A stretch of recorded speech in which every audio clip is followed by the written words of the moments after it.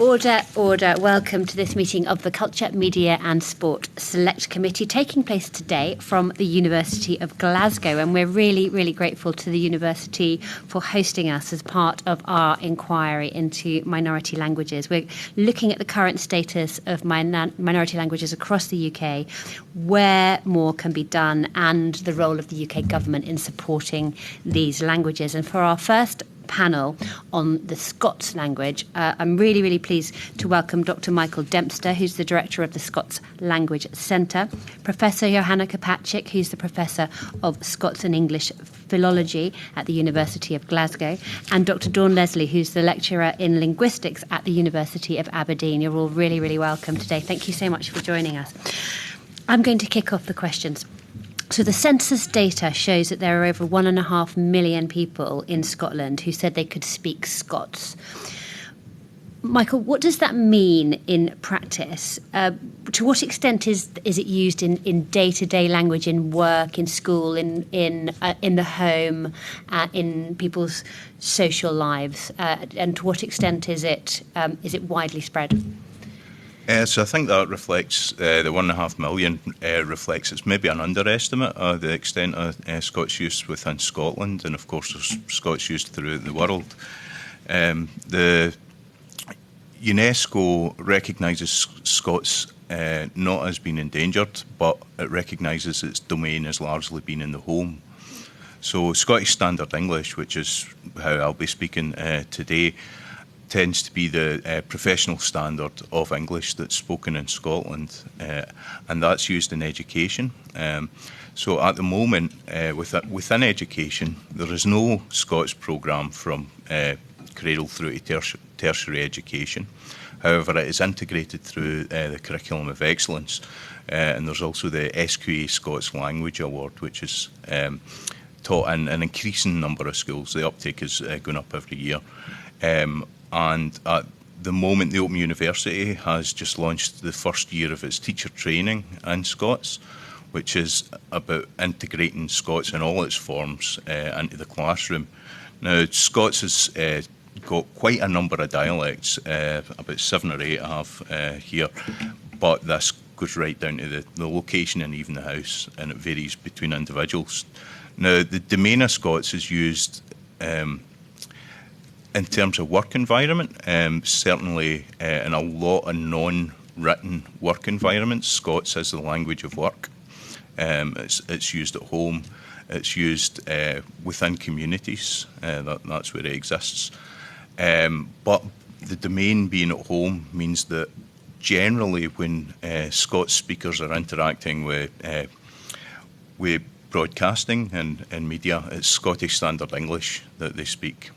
So it is very prevalent day to day. If you go around Scotland, even in Glasgow, there are quite broad Scots speakers, and so we tend to work on this continuum between broad, half-bred Scots through to Scottish Standard English, which is kind of used in formal situations. In order to develop Scots based on the UNESCO classifications, that domain needs to expand. So Scots is taken as appropriate within education, within work, within broadcasting, and promoted throughout the world. I think it's quite important that the UK government promotes Scots along with the other minoritised languages of the United Kingdom throughout the world. So I think that's much of the work that needs to be done on Scots is prestige raising. So hopefully that gives you quite a kind of overview of where Scots is spoken. Yes, thank you very much. And Joanna, did you have anything to add to that?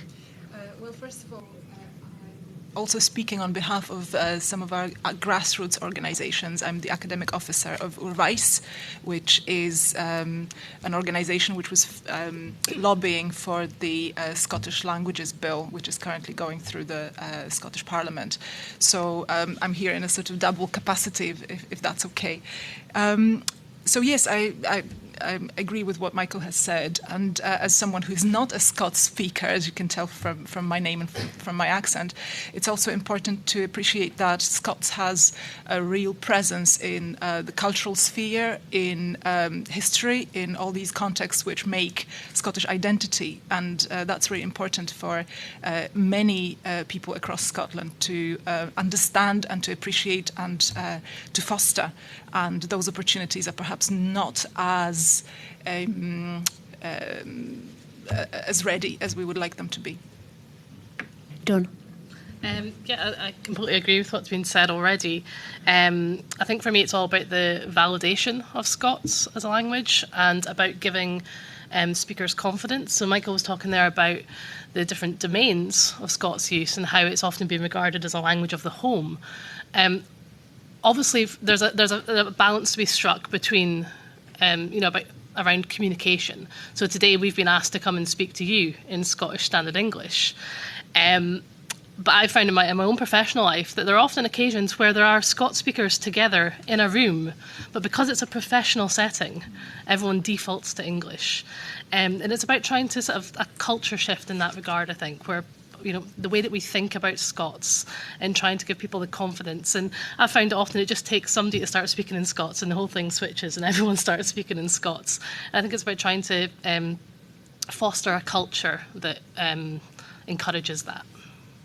Dawn, staying with you, we've heard Michael said already that it differs. The Scots language differs slightly depending on which part of the country you're in. Yeah. How does it differ, and are there any challenges that come along by the very fact that there are different forms of the Scots language? So Scots differs across the country, and in Ulster it's got different dialects of Scots that are being spoken.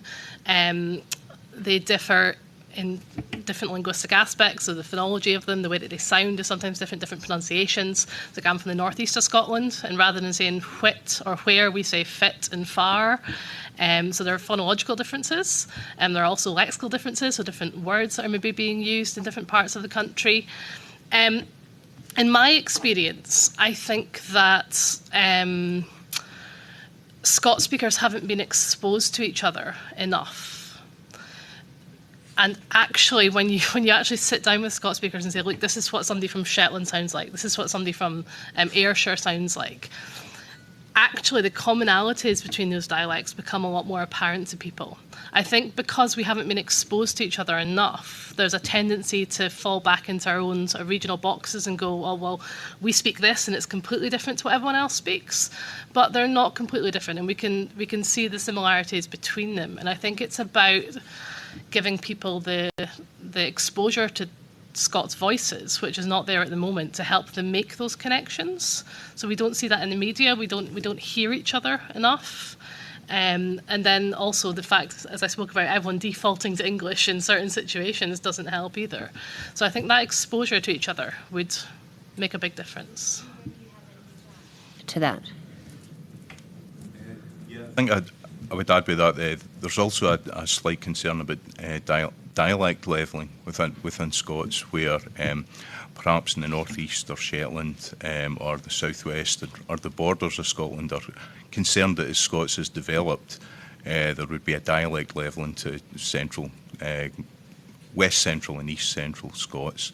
I think, as Dawn's saying, if there's a diversity of representation that allows people to see the commonalities across the Scots dialects, then the dialect levelling is less of a concern. But I think that's more coming out of Scots speakers being, as Dawn said, not exposed to one another's languages. But the commonality does seem to be what kind of comes out. The Scots Language Centre has got a responsibility for the whole of Scotland. We're the only organisation that looks at the whole of Scotland with respect to Scots, and these are issues that we deal with on a day-to-day basis. But exposure to other dialects of Scots seems to be the solution. So, yeah. I think that dialect diversity is really important as well, and the dialect identity that's associated with that is really important for people in different parts of Scotland. And that's why I think it's really important that anything that happens from a sort of planning or promotion point of view, it has to be done from the bottom up, involving those communities, because you don't want to ostracise people. There needs to be that connection to anything that's happening. So I think the dialect communities are really, really important in that regard.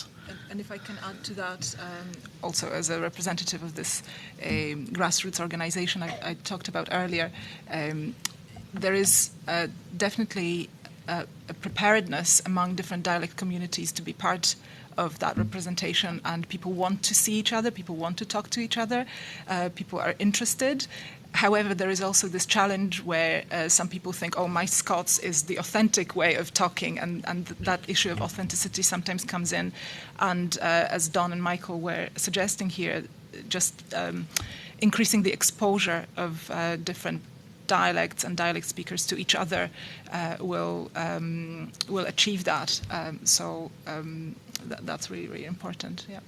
Could I add just one thing with relation to media? One of the issues I think is we are going to come on and talk about media in a minute, Michael, in a bit more detail if you'd like. Diversity, okay. Sorry. I don't want you to steal anybody else's thunder, otherwise I'm going to be in big trouble. Can I just talk to you a little bit about the intergenerational transmission of Scots? So we've spoken to a number of people who said my granny and grandpa spoke Scots, but my parents didn't. Even John talks about how languages have sort of died out within his own family because of an intergenerational difference. And is that an issue? Is that something that's improving? Is that something that's getting worse? And what are the main levers for increasing that kind of intergenerational transmission of Scots? Does anyone have an opinion on that? I think that transmission is the only way in which languages can be saved. This is really the most important thing we should be concentrating on. But in order to ensure that, parents, families, children need to be ready to embrace that language and need to know its validity, need to know that it's going to be not just something that they cherish at home, but it's something that is accepted by the wider society. I think this is really, really important. So normalization, validity, all these things that we said earlier, increasing the value of the language in the wider society, and also in the workplace, like I need my language because I can do things with it, is also very important. So right now I think Scots thrives in these cultural settings and at home, but there is a challenge around making it more normalized in other spheres, and I think it all links up. So the transmission will be enhanced if the language is validated in other contexts, because then the parents and the families will see it as something worthwhile and will pass it on to the next generation. So who's responsible for pulling those levers? Whose responsibility is it to give it that validation? I think the responsibility is on the wider society, the institutions, and the educational system is really important here. And as Michael was saying, there are really important developments in Scotland at the moment. We'll be talking about broadcasting later, so I will hold off on this topic. But yeah, these are all the main players which could pull these levers. Yeah. So intergenerational transmission. I think there are two ways of acquiring Scots. One is like parents preventing it getting used, but they still model it, so we acquire it anyway, right, in spite of the best efforts of parents to raise their children that way. There are a number of ground level activities going on. I know that there's some in the North East, but in the Scots Language Centre, our education officer, Laura Green, specialises in early years. And the Curriculum for Excellence, bringing Scots into the classroom, and later on the Scots Language Award. Part of that is encouraging pupils and preschoolers to draw from the language of the parents. So that's a mechanism by validating it within that educational context, by things such as Scots Language Book Bug, which is run by the Scottish Book Trust, play and learning. What that allows adults to value their language and see it as something to pass on to their children. So these are very, very important, allowing Scots at that very early age, the early years in school and preschool. So that's one thing that's actually very valuable. I agree entirely with Joanna.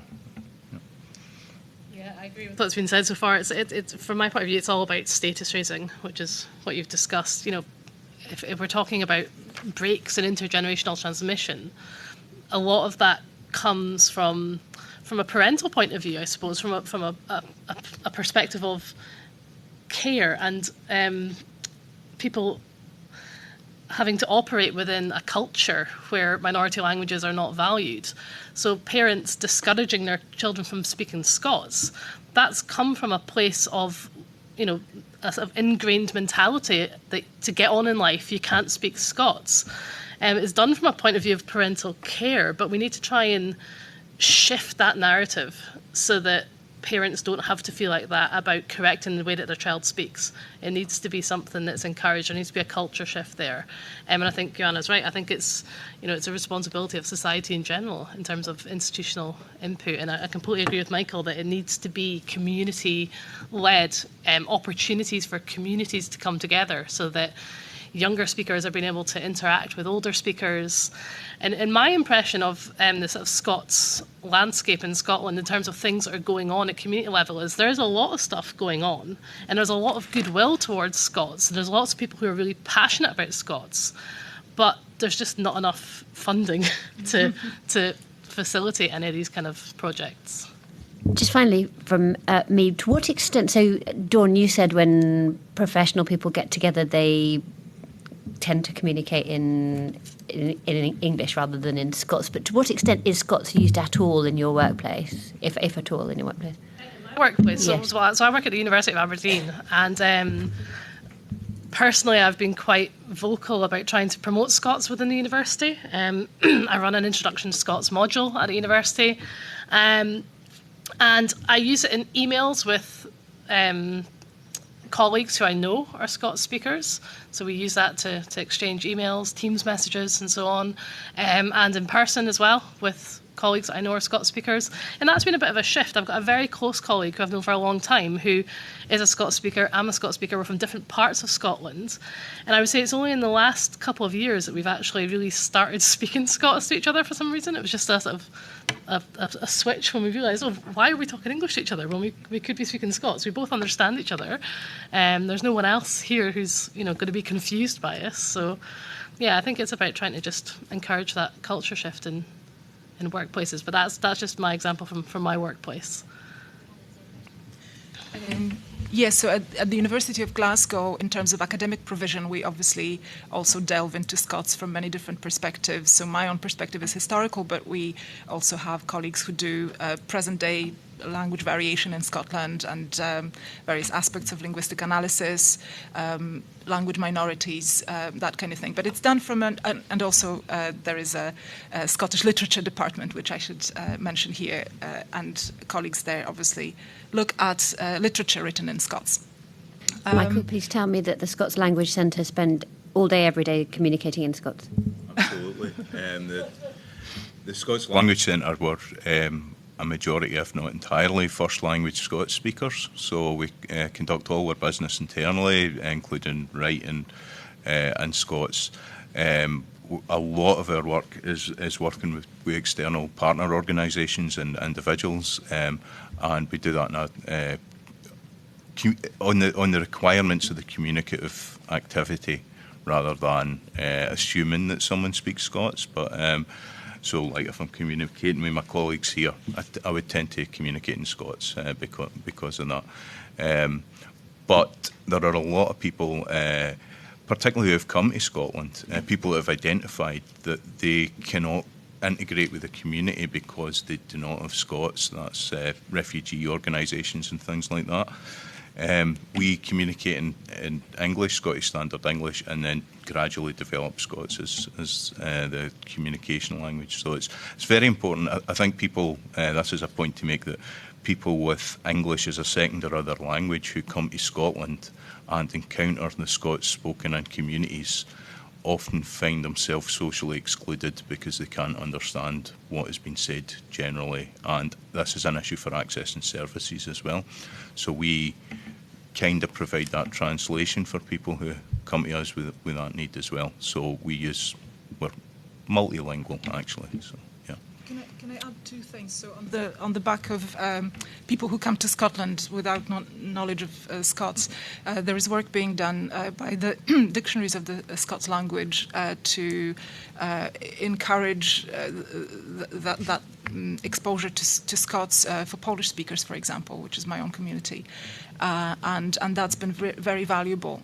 So having various tools and learning Scots as a foreign language is something that people are happy to embrace. And the other point I wanted to make in terms of provision of for Scots at tertiary level, there is an opportunity for our students to write their coursework in Scots. Very few people do it. There isn't enough sort of systemic encouragement for that kind of thing to happen on a regular basis. We would like students to produce more work in Scots. We would like there to be a degree at the university level to provide recognition for that kind of ability. And this is nothing strange or new or unique to Scotland. You know, there are countries in Europe where language minorities are given that kind of recognition, and there is an academic value to it. And Catalan or Galician or other languages, other minority languages, can be studied at the university level with a degree and with that label. Scots doesn't have that yet, but we're working on it.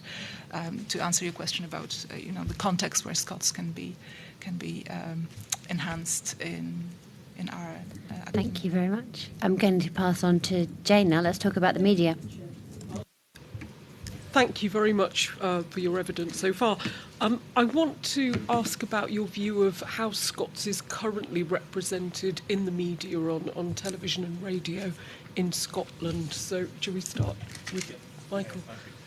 So, in terms of Scots representation in the media, I think there's a confusion with what is Scots, and it's quite often that Scottish Standard English is considered Scots in terms of representation. In terms of broad Scots, it's very, very rare. I think Billy Kay mentioned it's about once a decade you get an actual programme with it that is self-consciously in Scots. Now, occasionally it pops up in live contexts. If you have for example, somebody who is maybe towards the monolingual Scots speaking area of the continuum, that will come up. Dramatic production isn't produced in Scots, and that relates back a bit to the varieties of Scots. For example, two of the big flagship programmes, Shetland and is it Granite Harbour? It's called in the northeast. So I know that the scripts are produced in standard English. Standard English grammar is required, even for something like River City, which is produced in standard English. And the speakers who are there tend to be from central Scotland, or they have a Scottish Standard English that's representative of central Scotland. So even when there is local drama, original drama produced, it can alienate the speakers, the local speakers from this. It's a complaint that variously happens, that nobody speaks like that in Shetland or what have you. So it's so in terms of, if you're looking at ticking a box of inclusion of Scots, often just a Scottish accent would satisfy that from the perspective of producers. This is something we need to be cognizant of and work kind of in our media and develop that.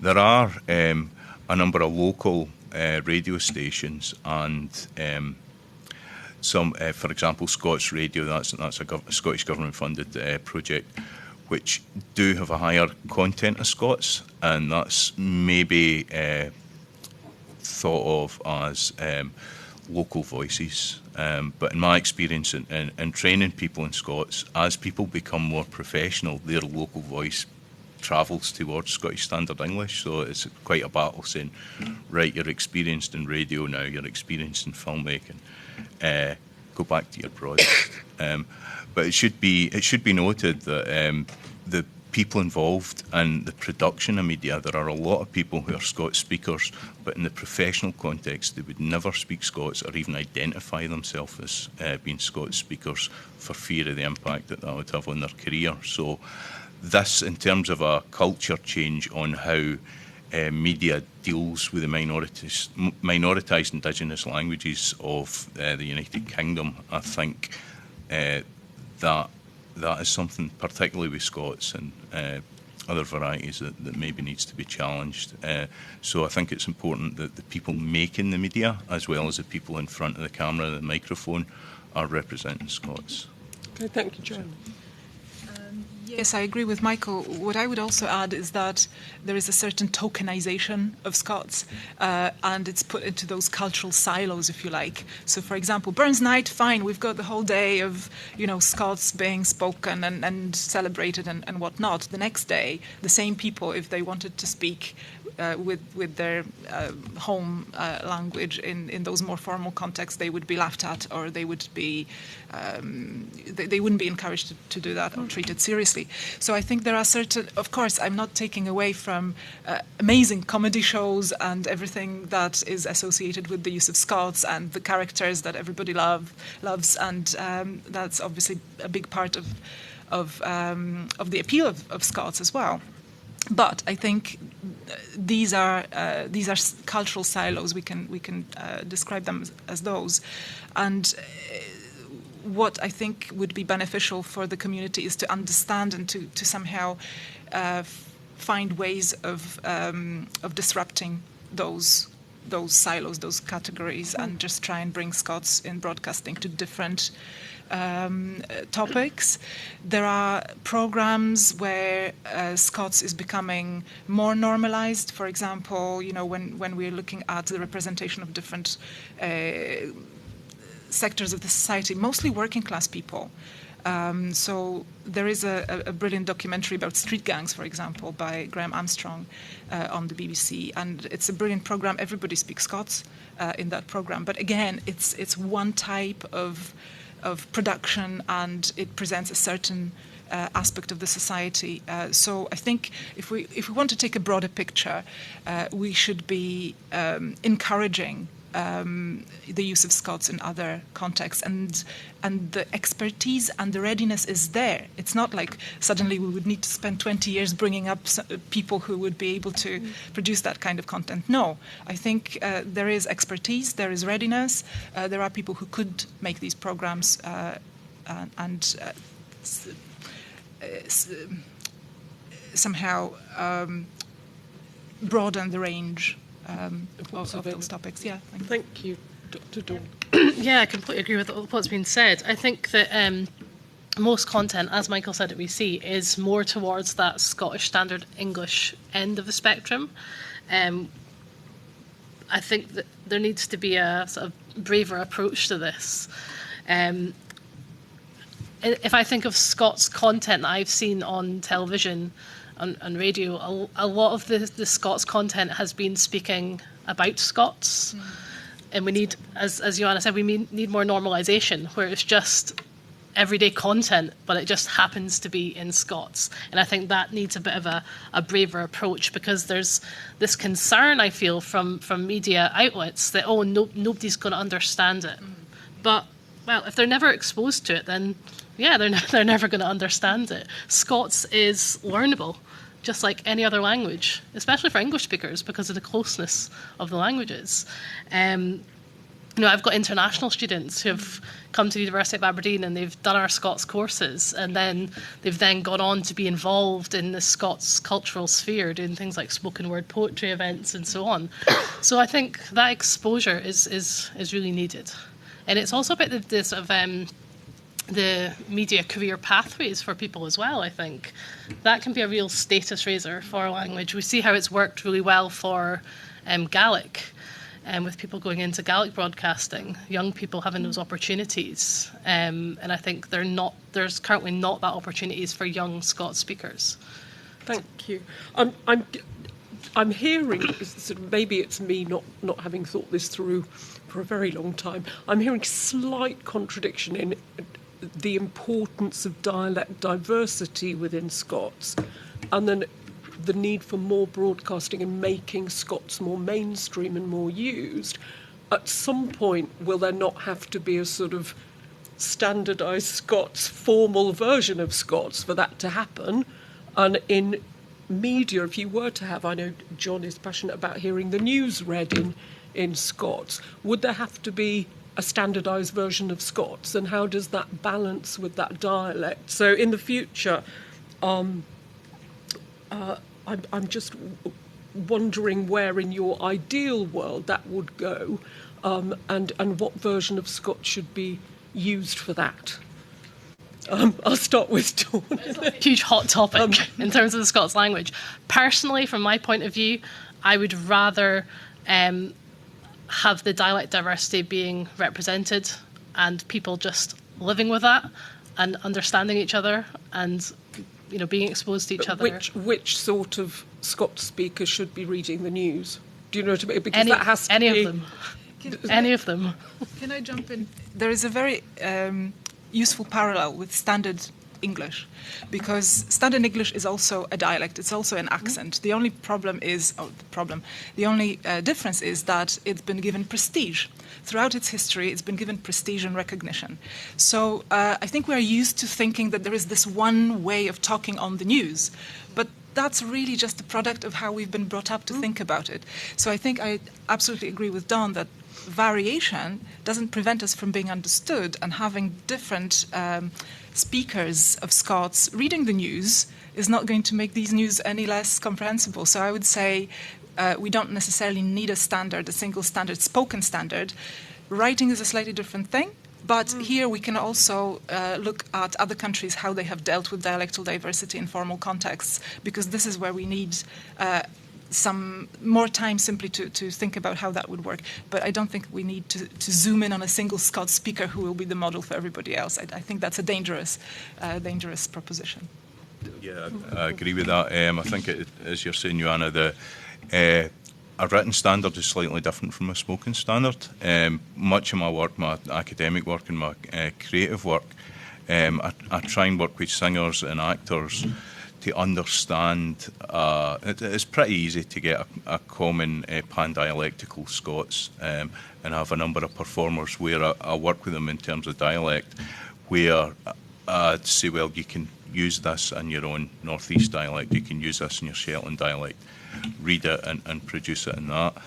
In terms of what I've noticed through managing communities over the past decade and more, is when you get people from different dialects together, they see the connections between them.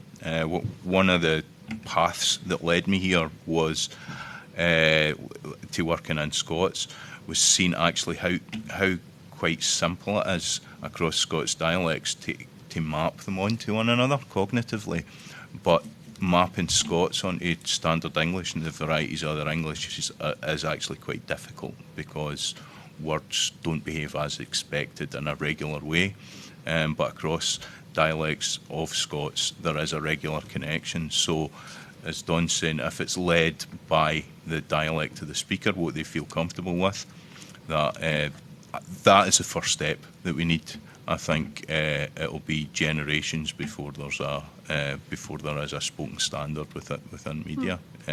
But I don't think it's necessary, because the comprehension across dialects is absolutely there. Okay, thank you. And thinking about digital media as well,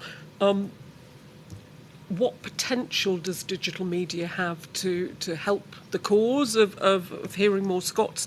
And has there been any research into audience demand and satisfaction with the current Scots content that they can get on broadcast media, on BBC? And where is that demand? Is there any sort of call for more? Yeah, there's absolute. Oh, sorry. No, I'll come back down. Right, okay.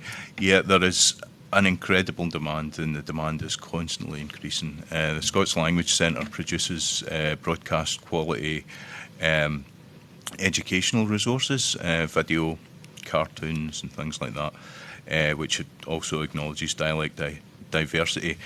As teachers are becoming more confident in producing Scots, and as parents are becoming more interested in intergenerational transmission of their language, we are constantly being contacted at the Scots Language Centre. One of the things I'll say is about the topic localisation of media is quite important to our approach. So a good example of localisation is, for example, the Shrek films. So in the Shrek films, all the supporting characters for the release that was issued in the United Kingdom spoke Southern English, Standard English. So you had Jonathan Ross and a variety of people coming in, whereas in America they had Larry King and people speaking in American accents. Paw Patrol, my younger family are mad about that. I've showed them they've got American accents. I didn't think we'd end up in Paw Patrol today, but could have went Peppa Pig, but these are similar. So we have these media which, particularly through digital services, have got an enormous potential to be localised, particularly cartoons, comics, things where you don't have a physical actor on camera. So these are things I think that the UK government could absolutely develop. I mean, localisation, even when I lived in the north of England, people, so there is a Northern English, Standard English that's kind of emerged. There's a desire there for the Southern English, Standard English to have Northern voices in it. This is something that could be done quite easily with small numbers of actors. You've got Scottish Standard English. There's a great desire for that. Toys, particularly as toys, children's toys become interactive and they speak with children. The voices are Southern English, English voices, which is great for mutual understanding. You know, I think all these standard Englishes should be greater represented in our media to facilitate mutual understanding. But for parents who are trying to positively engage with intergenerational transmission of their language acquisition, this localisation for toys and media is of great demand, and it's increasing demand. And on top of that, I should also say that we do get requests for these things for people with additional support needs and people with dementia who are unable to understand other standard Englishes and indeed standard Scottish Standard English. So I think localisation, and with the development of digital media, the demand is immense in our experience at the Scots Language Centre, and I think localisation of these things is very much the key. I think that's something that could be supported, and indeed for every minoritised language within the United Kingdom. I think we could have bank sharing across the languages where we have, right, we've got this media, this can be rolled out to everybody. I think that is an area that could be massively developed. Thank you. Joanna? You asked about social media. On digital, any digital yes. media and the potential to Yes. to promote. We've seen recent successes on social media of people like Len Penny, for example, breaking through to the mainstream consciousness as a poet and someone who celebrates the Scots language. So I think there is definitely, what Michael was saying, there's definitely demand, and I think there is also a potential for bringing those success stories to broadcasting, and people who have been the voice of the community, giving them more platform and linking that up, and that can also build careers and so on. So I think that's an interesting area to observe, how different voices from the community rise through social media platforms, and then they can be given more exposure. And also on the back of what Michael was suggesting, the dubbing and producing the different versions of children's cartoons, we had a project here at the University of Glasgow, which I led on the future of Scots, and many people here in this room were involved in this project. And we identified several main themes, bottom up, talking to communities, talking to stakeholders. One of the main things that people said and were very, very enthused about in the room was, give us a cartoon for children in Scots. And I think that would be a huge game changer if something like that was produced, because that will then link up to everything we said about validation, normalization, showing children that, their favorite characters use this language, and I think it would be a massive game changer. Thank you. Dawn. Yeah, I think, I never saw a Scots cartoon as a kid. There you go. I used to watch Gaelic cartoons, even though I didn't speak Gaelic, and I enjoyed them. But yeah, I never saw a Scots cartoon as a kid. I think that we need to be careful about coaching this in terms of demand. There definitely is demand, but obviously minority languages are never going to fare particularly well in a consumer-driven media because they are minority languages. So I think we need to be very careful about that. That doesn't mean that the provision is not valuable, though. It is still incredibly valuable to those speakers who deserve to see themselves being represented in the media. Thank you. And just finally, sorry, I know lots of other people want to come in. Are you aware of any support or finance or training for people who want to get into Scots media, and where would you intervene, and who should be doing it? What should it be? Should we come the other way down? Personally, no. Creative Scotland, Creative maybe? Scotland, yeah. There's some localised funds. There isn't a direct route. Yeah, there's not really. I'm not aware of a sort of centralised. I know that things like the Doric Bòrd in the northeast, for example, they offer small grants for people who are wanting to do projects. But again, it's all quite small scale. I'm not aware of anything operating within the BBC. No, I don't think there is. Or STV. As Joanna says, Creative Scotland has a Scots language policy which encourages people to apply for Scots projects, but there is a bit of an issue where people feel that they'll be refused funding if they because of this stigma that's around Scots. So it's quite difficult to actually get people to do that. A part of what I do is send funding opportunities out to people. I think the Doric Bòrd is a good example of giving small grants, and there are small grants available through Creative Scotland. The training structure isn't there, so that's something that my research and my theatre production and music production, it's a role that I do, and it's a role that I've tried to offer to universities, and I have taught the occasional class in the Royal Conservatoire of Scotland. I have offered an entire training course, which is something that I do with my actors and my singers. So it's very, very piecemeal. So what tends to happen, we've run a few projects in the Scots Language Centre as well, where I've provided this training. I'm unable to get the funding for that because, well, various reasons. So when I provide that training, I would say a very, very high number of people who have been through that training have gone on to produce work in Scots and got funding because it's Scots. But the training itself isn't there. There's a real bias towards culturally valuable Scots production rather than actual training and getting people to a professional standard. So it is available. Where would you like to see the funding? Where's the best place to provide that funding and to take that seriously? Where's the ideal? So I think, like as Joanna says, we need Scots in tertiary education and in colleges. So in colleges and universities, but where there is a performance aspect of things, I think that's we need.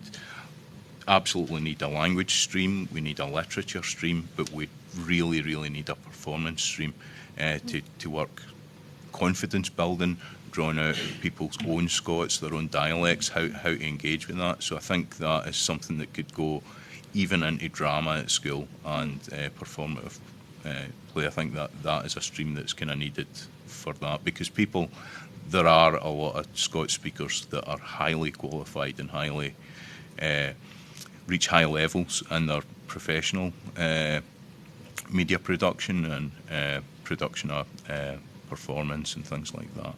But the language aspect is completely absent from that. It's something that could be integrated or offered as its own stream, in my opinion.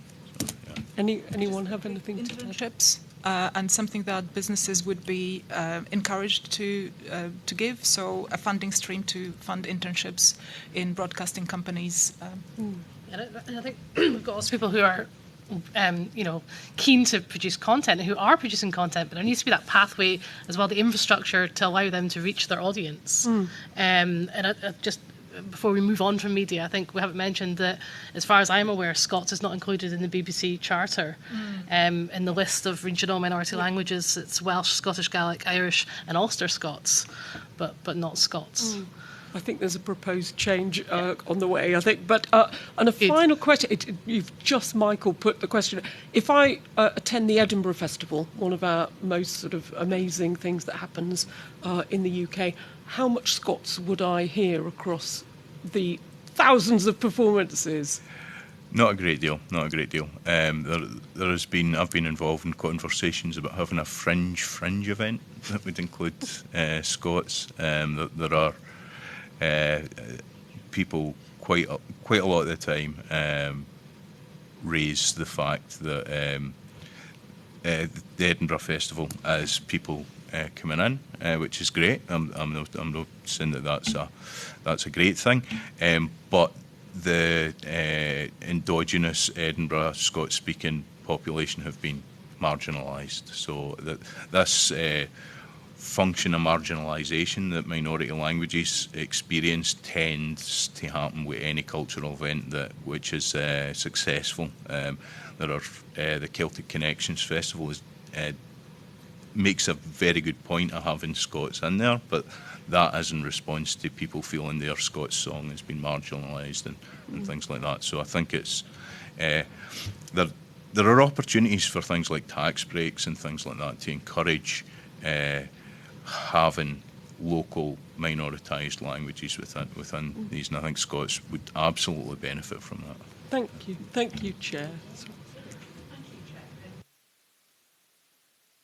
Ask what I'm down to ask about this morning. Michael, I want to probe something you said in response to a previous question about, as you can tell from my accent, I'm from the north of England, and specifically from the northeast of England, which I'm very proud of. But you said that the north of England has different standard English than the south of England, which I don't agree with. So I'd be very interested to know why you think that. It comes from the research of his name has just entirely. No, but why? Because that would assume that the words we use are different in standard English, and I don't think they are. It's more to do with the kind of sounds. So the accent. Yeah, so it comes to accent versus language. So there's a concern about the traditional dialects of the north of England merging into a single professional kind of. So you're talking about the north of England standard English being accented as opposed to being a different language? Yeah. Well, the southern South English is accented as well. It's but about it's not the a different sounds language. It's not different words. No. The only Northumbrian is the only one where you would have a slight question, because that comes from the same language origins as Scots. So just the northeast of the northeast, there's that tiny.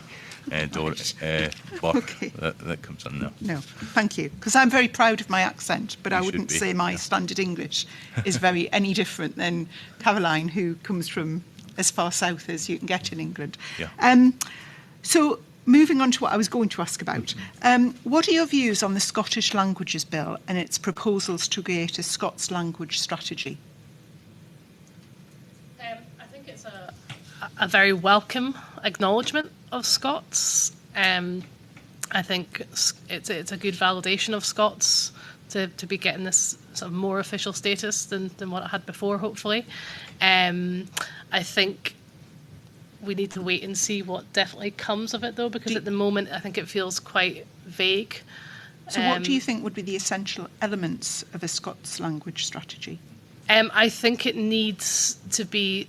I think the most important part of the strategy needs to be community involvement. I think there needs to be some sort of regional input into policy for Scots, because I think the danger is if it's seen as being a top-down, centralised thing that's being imposed upon Scots-speaking communities, then that could be. That could compromise the success of it. So from my point of view, what I would like to see from it is, one, more funding, because I think that's what is really sort of holding Scots activism and people who are keen to promote Scots. That's what's really holding things back at the moment, is that funding, especially in things like the education sector as well.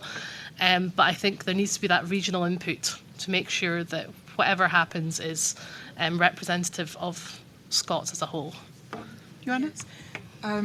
So with my Urvais hat on, definitely the strategy should be consulted with regional stakeholders, and I absolutely support what Don has just said. There is also a scope for more accountability, so having a body that oversees the strategy and is accountable, and that body could comprise regional representatives as well. So again, avoiding this top-down structure is really important for the community. And another thing is obviously a budget that would allow to make ambitious, to create ambitious aims and have that sense of real support rather than just something stamped on paper. However, having said that, I think the official status really is important, to have that written down and stamped and approved. And of course, the question is, what does it change for the actual speakers, for the regular society? But it's an important move forward. But yeah, I think an accountable body and strategy consulted with the regional stakeholders is the most important thing. Michael? Yeah, I absolutely agree with what Joanna and Don are both saying. The strategy is very welcome. At the moment, and for the past 30 years, the Scots Language Centre has performed most of these functions that are kind of thought of for a Scots language body. In terms of the strategy, what has been laid out in the guidance notes is that there would be a bringing together stakeholders in order to determine what the strategy is. The Scots Language Centre, we've submitted a number of amendments to the bill that would be useful, particularly that dialect organisations are included in everything. We would absolutely be advocating that everybody is brought to the table in developing the strategy and going forward and seeing about how we organise ourselves. Much of what the Scots Language Centre does is facilitation, groups across dialects and different professions coming together, so we can already do that. We would welcome a recognition and an attendant funding within the bill for the Scots Language Centre and other organisations, because it seems like there's a lot more work coming towards the Scots Language Centre as a consequence of the bill, which we absolutely welcome, and we think it needs to be facilitated from the ground up, from the dialects of the speakers, because first language speakers approach any language, but in Scots, through their dialects. I think that has got to be the foundation on which we build. But we very much welcome the bill. And which public bodies already produce plans for the Scots language, or do any, and how effective have they been? So it's the public bodies which produce Scots language policies are Creative Scotland, Education Scotland, and the Scottish Government and the Scots Language Centre, along with Education Scotland and the SQA, have fed into the Scots language policy up to now. I think, evidence that we've got to the point where we're exploring a bill speaks to the general success and the demand that people have for Scots. The general success of this kind of softly and local and targeted promotion of Scots is working. I think there is the strategy is possibly an opportunity where we can look Scotland-wide and determine how to improve upon these strategies. It's really difficult, and this is something that the UK government and the Scottish government that I would advocate for, is monitoring. It's really difficult to answer these questions because there is an inconsistency or an absence in monitoring.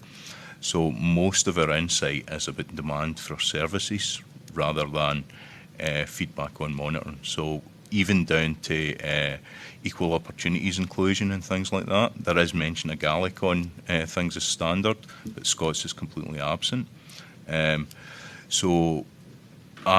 projects can be carried out which are Scots. We can objectively say that's completely Scots, but if it's not being presented as Scots or as the people working, the people, as I say, behind the camera, backstage, there's no way to identify if that's a Scots language working environment producing works that have been produced by Creative Scotland.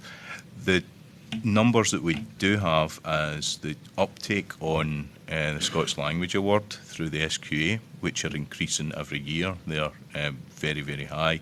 So how many? So, well, comparatively high. So towards the order of 1,000 each year. 1,000? Yeah, it's increasing in terms of who's been presented with the award, but it's difficult to ascertain Scots through the curriculum for excellence, how much that is reaching people, because it's permitted and we don't know who's using it in the classrooms. And the other feedback, and I think this is great, coming from the Open University course, they have maxed out 120 teachers this year, and next year they expect it will be the same or more doing the professional course. So that's somewhere where we're actually getting to see feedback and data. So largely a lot of it's anecdotal, and anecdotally everything is, the demand is incredible. Do you have any comments on that? No? And how, I'd be interested in all of your answers on this, how do you respond to the view that Scots is a dialect and not a language? I think from a linguistic point, well, what is a language? That's a question I would ask you. What's your interpretation of what a language is? Different words. Different words, okay, well, we have that. Linguistically, the difference between a language and a dialect is not something that's easily definable, and it changes around the world depending on context. A lot of it is to do with power, politics, the historical context a language finds itself in. And, you know, it's something that, as people involved with Scots language, we spend a lot of time having to justify, is Scots a language? If you don't think it's a language, like, I'm not bothered, but people speak it. Okay? No, I'm not saying but not you personally, but question. In general. Like, I once did a Radio 4 interview, and the interview was basically me being asked 5 different ways, but is Scots really a language? And it's, you know, it doesn't matter what you classify it as. What matters is that people speak it, and those people deserve to have those linguistic rights. Yes, official status is important, but, you know, it's not going to deny that those speakers exist, and they deserve to see themselves represented in media. They deserve to have access to education in their language. They deserve to have all these opportunities that speakers of English currently have. Joanna? There is this famous saying that a language is a dialect with an army and a navy, and you may have heard it in different contexts. And I think it's a very good encapsulation of what we're really talking about here. So we give the label of a language very often to a standard variety which has prestige and has power. And then there is a very difficult line to draw between that and regional variation, because it really is a product of history, political events, all that kind of thing, which have promoted a particular version of a language to that position of it being a standard and being called a language. So if you look at other contexts around Europe, around the world, where you have related languages in different socio-political contexts, for example, you've got Czechoslovakia at some point, right? What is the language of Czechoslovakia? When it's split into two different countries, then it becomes apparent, okay, we can talk about Czech and we can talk about Slovak. And when you look at labels on food products, for example, and you compare the words which are used for different things, for the ingredients, they look pretty much the same. Maybe there are a little bit of different spelling here and there. But we don't deny people of the Czech Republic and Slovakia having the label of their own language put on the variety of that continuum that they use and they have kind of enshrined as their standard. I'm not saying that the definition of language has to go hand in hand with the political boundaries. This is the kind of simplistic way of thinking about it. But I think it really illustrates that we put that label of a language onto something that is equipped with these powerful tools and prestige. So I always tell my students that we're looking at Scots and English coming from the same linguistic roots with huge history. Scots is a language that has 1,000 years of literature, great poetry, amazing literary works. It was used as the language of administration. It was used as the language of the law. It was used as the language of communication in medieval, early modern Scotland later on. And then we come to the 18th century when David Hume and people like that suddenly think, oh, we can't really use our Scots anymore, our language anymore, because we are in this bigger organism and the language of prestige is the language of the South. So David Hume famously says, well, I'm really jealous of my pen because my tongue will never be as ideal and as perfect as my pen. I can write in standard English. That's what you were saying. My standard English is fine. But David Hume was very, very unhappy about his Scots as, is in his spoken language. So it's a slightly long-winded answer, but I think that's the point. The hierarchy between a language and a dialect is something that we create artificially on the basis of who's got the power, really, to decide that. Thank you. Michael. I absolutely agree with what colleagues have said there. And not to say what you've already said, I'll speak a wee bit about myself. So I learned linguistics and computational linguistics at the University of St Andrews and Manchester University. And my teaching was entirely in Southern English, Standard English and General American. And my comprehension of how English worked was on that. And I came at my own language trying to tie it in to how this works. And I found I had to go back further and further and further until basically the kind of Anglian language of Northumbria, in order that I could comprehend how my personal language, my home language, the tens of thousands of unique words that I use at home fit in with the rest of this concept of what English is. And I was coming at it from a kind of falsifiable point of view, and I reached the inescapable conclusion that in order to understand how Scots and Scottish Standard English work, you need to treat it as a completely separate. It can't be a rule of exceptions to a central norm. It needs to be comprehended as something in its own entirety, which is quite a revelation for me to actually kind of discover that, because I was trying to comprehend it in terms of English and how English works as a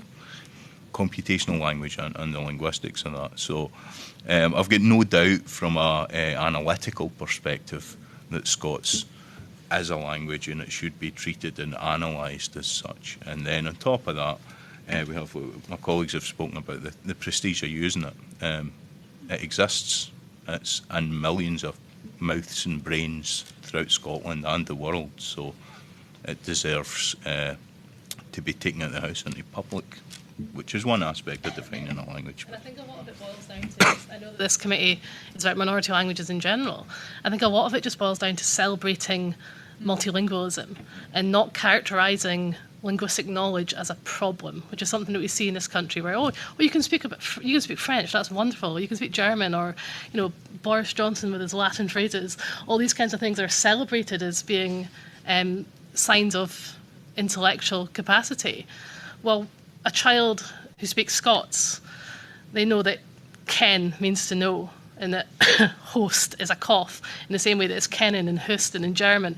Why are we not celebrating that kind of linguistic knowledge? It's all knowledge. It all deserves to be celebrated and it deserves to be recognised. It's like whether you say bath or bath. When I say bath. Yeah. Thank you very much. It's very interesting. Thank you, Julie. And for the home team, John. Thank you, Chair, and thank you, all of you. It's been a really interesting set of observations. I mean, as the Chair mentioned, my two grandmothers both spoke our Indigenous languages. My father's mother was from Harris and spoke Gaelic, and my mother's mother was from Scotstoun and spoke Scots. Now, I think it's worth pointing out, is it not, that these languages didn't enter into a period of decline by accident. It was a very deliberate, systematic, determined effort to stamp them out, which I think sometimes my colleagues here don't realise the full extent of this. For my granny in Harris, that meant belting her in the playground if she spoke her native language, even though she couldn't speak English. And in my generation's case, I was born in the 1960s, it was just my teacher putting a red line through all Scots language words at school, so that I wasn't allowed to call my wee brother. I had to call him my younger brother. So you're right, isn't it? It's all about status. Is one of the problems that we're all just a wee bit too polite about this, Dr. Dempster? Shouldn't we maybe make more of a fuss and just stop being so nice all the time? Shouldn't we be a bit more insistent about our linguistic rights? Absolutely. That's one of the amendments that I suggested for the Scottish Languages Bill. I think we need a segment acknowledging the linguistic rights, because we have a lot that are through international treaty and in law already, but we need to demand these. We need to demand them of the education system. We need to demand them of our media. One of the things, as you say, about politeness is we need to acknowledge that our education system, as a side effect within Scotland, has functionally existed to remove Scots and Gaelic. That's an aspect that it does. I don't find much evidence that anybody who's involved in education who want to persist with that, but it's a bit of cultural inertia there that people do it anyway. Well, they're exhausted, aren't they? They're exhausted with being patronised all the time. And they're exhausted with just generations and generations of children being taught the cultural cringe. Yeah, I think that's there, and I think certainly in your experience broadcasting, John, I think even Scottish Standard English has that issue, and Northern English receives that within our. Well, we were at the BBC yesterday, and we got a lovely people, but we got a very half-hearted presentation about the Scots language with some slideshows. Right. We went to studios where they were actually speaking Gaelic for children's programmes, and then we saw some slideshows about the Scots language, many of which were years out of date. We were showing extracts where people weren't talking Scots, they were using Scottish accents to talk English, but there was no status for the language, which I think, Dr. Leslie, was your point earlier on when you talked about status. I think I disagree with you about whether it matters whether it's called a dialect or whether it's called a language. I think it matters from an official point of view, definitely. What I'm saying is exactly. Calling it a dialect doesn't negate the fact that there are speakers. That's the point I was trying to get at. No, I take that point, but I think we should be insistent and assert that, of course, it's a language, because anybody who knows the history of it knows it was the language of king and the court. It has a different origins. It's related to English, but it's a separate language. It is all about status. I had a much loved uncle by marriage who was English, who spoke like Prince Philip, and he would say, "Of course, I've absolutely no accent whatsoever," and it was just the self-confidence with which he would assert something absolutely ludicrous, and he just couldn't understand that actually he had a very strong, very posh Southern English accent, but he just thought that was the standard and that the rest of us were deviating from the norm. That's still quite prevalent, isn't it? Yeah. Especially in broadcasting. Absolutely, yeah. I think it's very prevalent. And I totally agree with you in terms of like what you were talking about earlier about your grandmother. My granny's got similar stories of being belted at school, and that's when I think that just gets passed down from generation to generation to generation, this idea of insecurity about your language. And I think that if we're going to get anywhere with this, as you say, there needs to be, maybe we do need to start being a bit less polite and just asserting our rights as Scots speakers. But I think that's very difficult to do within a sort of culture like you're speaking about, where any deviation from the norm, whatever normal is characterised as a problem rather than a cultural resource. Dr. Kopaczyk, can I ask you about the international comparisons? Because obviously as a Polish person, Polish was suppressed within the Russian Empire historically. You mentioned Czechoslovakia. Also, when I was growing up, people talked about a language called Serbo-Croatian. Yes. Who would talk about that now? Yes. Nobody. That's a little historical footnote, isn't it? So what has been the experience of Croatians, for example, or Slovenians, in having their language acknowledged as separate languages, just not a part of an amorphous blob of related languages? What's that done for the languages in those countries in terms of self-confidence, in terms of leadership figures embracing the language, and in terms of the language's future? I think you've answered your question there. I often do that. I can't speak for the Serbs and the Croats, but I'm sure they've experienced exactly what you said: more empowerment, the ability to embrace their language as the language of officialdom, formal situations, things like that. But I would like to maybe develop one of the things that you have asked me here about the experience of someone who comes from the outside and looks at this situation. So obviously I learned my English in a very artificial environment, and I was taught to speak like Prince Philip, right? But whenever I went with my accent, people thought, okay, what's wrong with you? Why do you speak like you're like an 80-year-old person, right? So I had to tone it down. I had to find my own way of speaking, which is this. And people may, put labels on me for that reason as well, because we all put labels on each other when we listen to ourselves. We all place ourselves in on the social ladder regionally because of the way we speak, because of the way we sound. So I think this goes back to that notion of validation of minority languages and accents and, the way people speak. And there's a general point to be made here, I think. Sometimes we still have certain 19th century concepts hanging about the way we think about the world. So, for instance, that idea that a country has a language, right? There's French in France, there's German in Germany. So what is in the UK, what is spoken in the English, right? And that's the kind of idea which is projected to the outside world as well. But of course it's not true, because English really doesn't belong to anyone. There's American English, there's Australian English, there's all kinds of English, right? Plus, there are minority languages in the UK as well, and Scots is a very good example of a language which has been marginalised or dialectalised, if you like, because it doesn't have the political power or, those right, so tools of prestige. As an outsider, you must be astonished when you see people getting their knickers in a twist about people putting Gaelic on road signs. Oh, absolutely, so people get excited about people putting grammatically correct Gaelic to name the villages instead of ungrammatically correct cartographers' version of Gaelic from 100 years ago. I mean, it's a kind of madness, isn't it, where people can get so excited about this stuff. I agree, but it goes back to the notion of identity and how people see themselves in that landscape, and it's disrupted.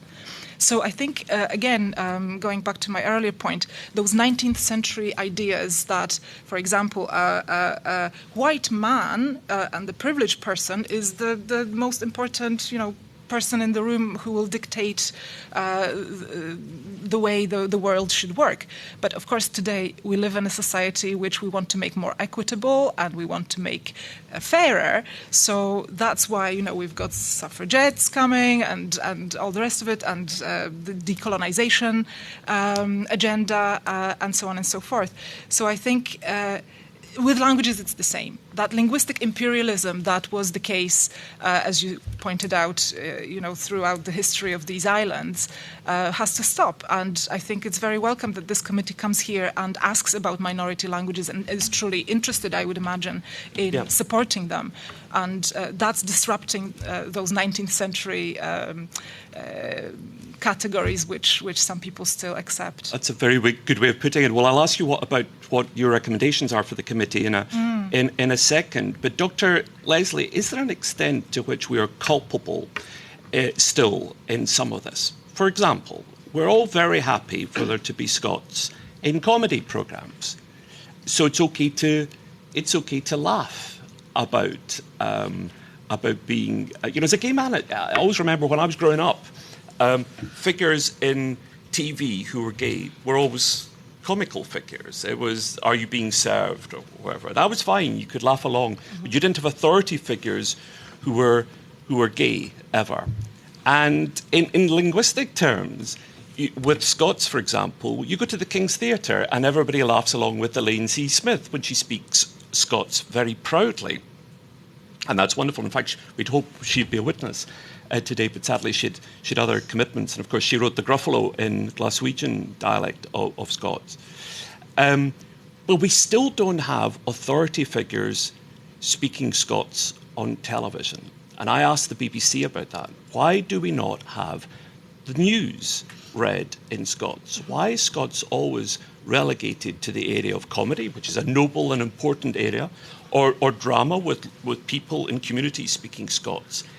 But if you're a child and you go and you watch the television and you're listening to the news about the world, the big stuff, it's always somebody speaking to you, and it used to be in a Kelvinside accent, pretendy English accent, and now it's in Scots standard English, but it's still not Scots ever.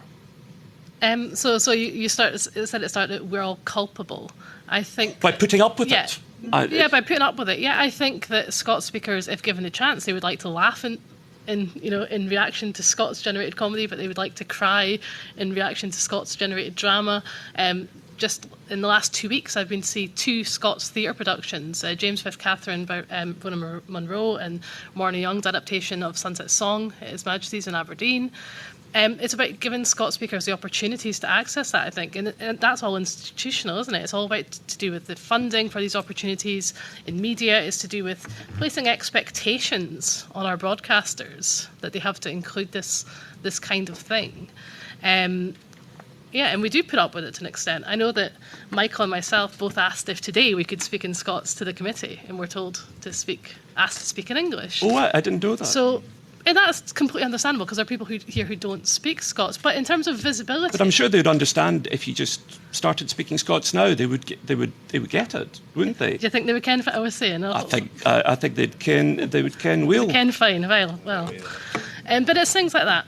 It's these sort of microaggressions, perhaps, towards Scots speakers that make them feel like they cannot be themselves in the public sphere. And in terms of asserting, so I think I'm the first MP to have all my notepaper in 3 languages. It's a wee tiny thing, but I thought it would be symbolic to do it. I hold my office meetings because my Westminster manager is a native Scots speaker, so he holds the meetings in Scots and all of us join in to the best of our ability. I've got fluent comprehension, but I don't speak it very naturally, but I do my best. And I think that has been helpful in terms of our office engagement with Scots. What more do you think we could do, Dr. Kopaczyk, as individuals to assert our rights? I mean, for instance, should we be demanding that road signs are in Scots? Why, when everyone calls a street Toonhead, do we have road signs that say Townhead, but nobody uses that? I think there are some road signs which historically were in Scots. there's an example that comes to mind from St Andrews, for example. But I'm not sure. I think road signs are one aspect of public life. We have Scots in the linguistic landscape everywhere, where you go around Scottish towns and cities. And yeah, perhaps this would be some kind of an acknowledgement, welcome to Glasgow, as alongside, welcome to Glasgow and Fáilte Glasgow. So that's something to consider. I think there would be a great opposition to that as a radical movement. And why should we do that? Because we all understand English. But that goes back to what Don was saying, I think, in terms of the right of people to having their own language. In Switzerland, the road signs in 4 languages. And as far as I know, there aren't more road accidents in Switzerland with people getting confused there are anywhere else. Can I finish by asking you guys what the governments can do? So obviously we're coming from Westminster. So could you give us an idea of what you would like to see the UK government do? And if it's not too cheeky of us to suggest, as Westminster politicians, what the Scottish government should be doing to be a bit more proactive on the issue of how to advance and save Scots than they've been hitherto. Dr. Dempster. Yeah. I think slightly touching on your previous question, I think you're asking about what we, as Scots speakers coming forward, what do we demand now? Scottish Standard English, partly it was imposed, partly it was our response to a union. So it's something that came about by ourselves and by the community of nations that we joined. I think the UK government could work very hard to acknowledge Scots just right across all cultural activity. There are some things I think that we face in terms of public speech and production. I think my notes here, we've got Scots speakers aren't a genre, right? It's our language, it's our day-to-day language. We're not a genre. So because somebody speaks Scots, it shouldn't be used to characterise that person in dramatic production. We've got these prejudices that we face. There's the incomprehensible Scots speaker, which is it's a trope within UK culture, but also internationally. Going back to cartoons again, Pixar produced 2 films which included Scots speakers, and there were scenes that were revolved around incomprehensible people. So I think in terms of representation and trying to work with the other nations and international contacts to work against these stereotypes that we face. That seems a bit nebulous. You think it's a bit nebulous? I think that's a bit nebulous. I think we need practical suggestions. So what? Yeah. I can maybe chip in if that's okay. Sorry, maybe that was overly blunt, but I mean, I was going to come back and say we are writing a report, so yeah, I think the promotion of Scots alongside English and all other languages is something that can help to get rid of these challenges that we face. I think there are the necessary inclusion in Scots in all activities as a practical thing that can be done by the UK government. Okay. For that. Thanks. Yeah. Sorry. Practical solutions. I think tapping into the funds which are used, for example, to promote minority languages in general should also be directed towards Scots. There is much to be gained, I think, from involving the British-Irish partnerships in this. So I understand that there is a Scots Broadcast Fund in Ulster. Why isn't there a Scots Broadcast Fund in Scotland, I wonder? So that's one practical thing we could do. We could look at these existing partnerships and build into that. So broadcasting is obviously the reserved matter, and we should focus on that in Westminster. The rest of of those areas are obviously devolved, and we are working as communities and as organisations. We are working with the Scottish Government and Parliament to do that. There are also overlapping things like research, for instance. So I would like to see more ring-fenced research around minority languages through the Arts and Humanities Research Council, through the Economic and Social Research Council, through various other funding bodies which could enable us to answer more specifically to some of your questions today. Because for Scots, sometimes we have to be nebulous because we don't have the data as much as ready and as readily available as for some other minority languages. Okay. Dr. Leslie, final word. So like Joanna, I'd like to see a push for better media funding and accountability towards our major broadcasters for that. Perhaps some sort of awareness training or some sort of awareness raising campaign about linguistic diversity in the UK. It's really exhausting as representatives of a minority language to always have to just justify your existence, first of all, before you can actually get to discussing the proper stuff. And that's a huge hurdle that Scots has definitely faced. It's like, right, we've established this, so now let's kick on and actually do things that are going to help. I agree with Joanna, research funding is really important. I was recently involved with a HRC Future of Languages Research as a research assistant with my colleague, Professor Michelle McLeod in Aberdeen. And we found that there are challenges being faced by minority language communities across the UK where there are lots and lots of commonalities there. So I think if there was some sort of research funding that was targeted at perhaps helping knowledge exchange, knowledge transfer, pooling resources between those communities, that might be a really And it matters, doesn't it? Because if you lose that knowledge, whether it's Gaelic or Scots, you're losing 1,000 years of history and literature and the cultural riches. We worry about buildings being demolished, but if a language is demolished, you lose everything that's gone with it, don't you? Yeah. Can I have one final word? Because we didn't talk about the radio. We talked about social media, we talked about TV, but I think all the points we've made earlier also apply to the radio. A weekly programme on BBC Scotland, Radio Scotland, in Scots would make a real difference. Okay, thank you all. Sure. Thank you very much, John. Can I thank all of our listeners today. Thank you all for coming in and for answering all our very, very many questions. We're really grateful. Thank you very much. Can we bring forward our next group of witnesses, please?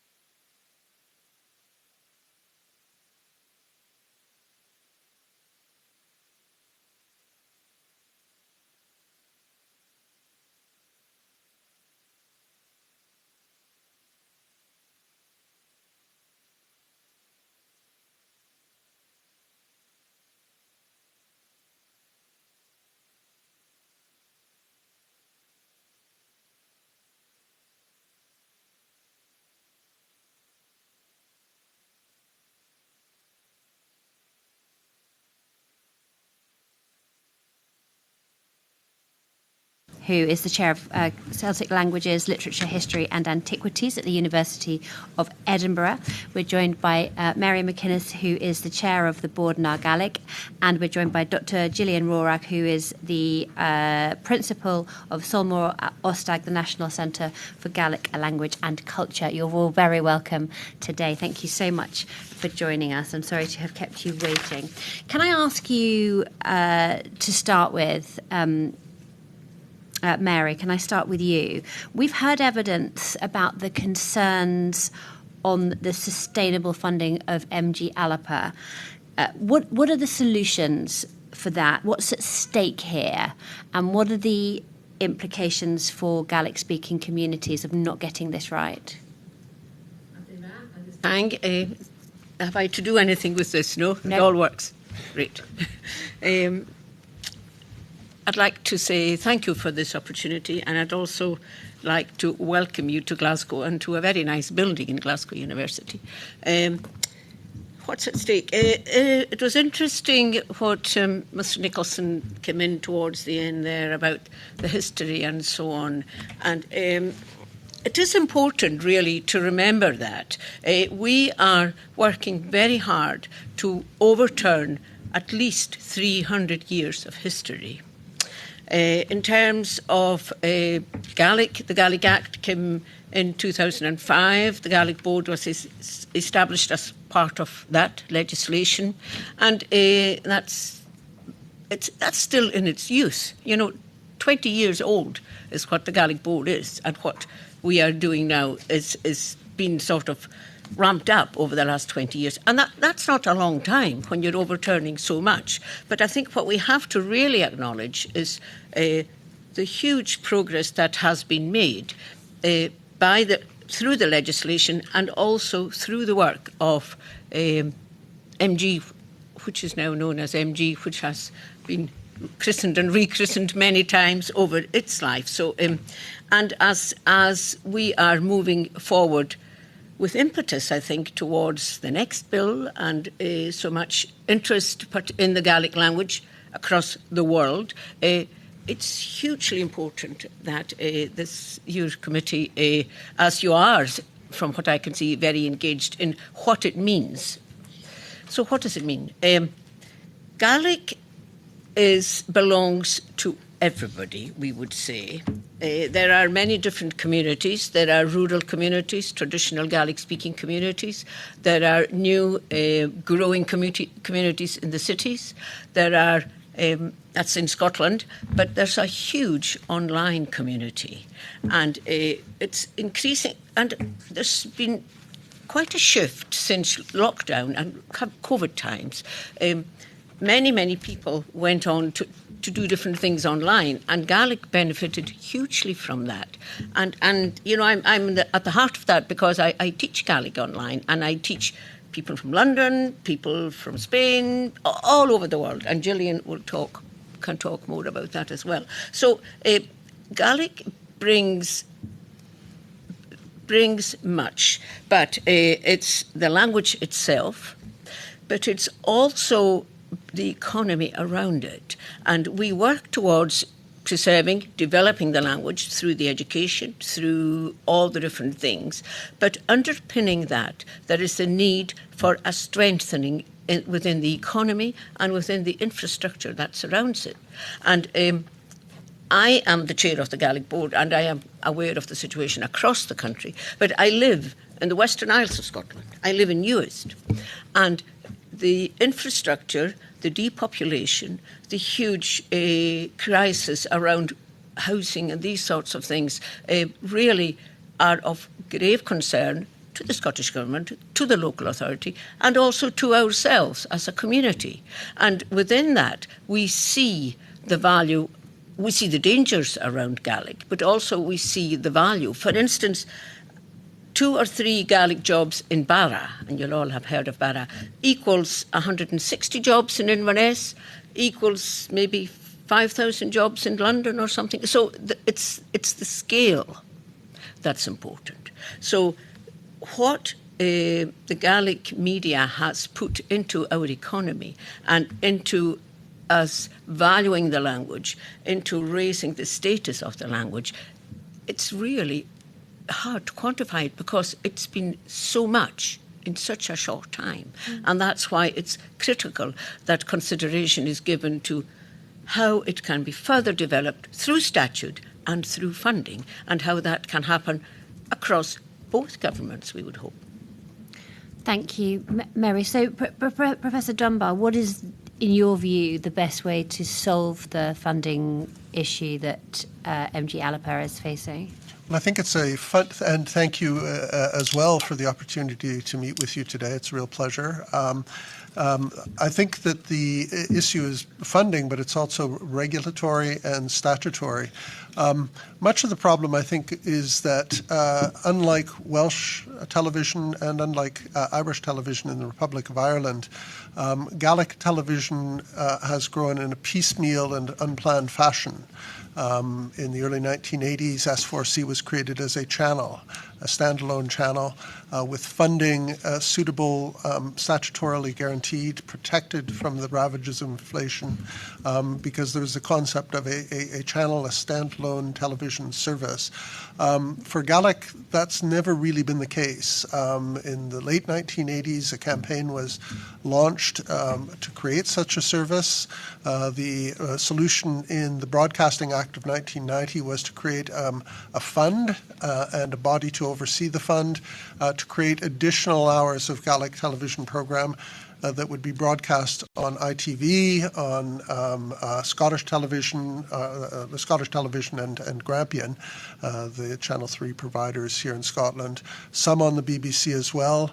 By the late 1990s, problems with this model became apparent. Television shows were being broadcast at different hours of the day in an unpredictable fashion. And at that point, the government, the UK government, commissioned two reports, the second of which was by Alistair Milne, a former Director General of the BBC, who recommended the creation of a channel.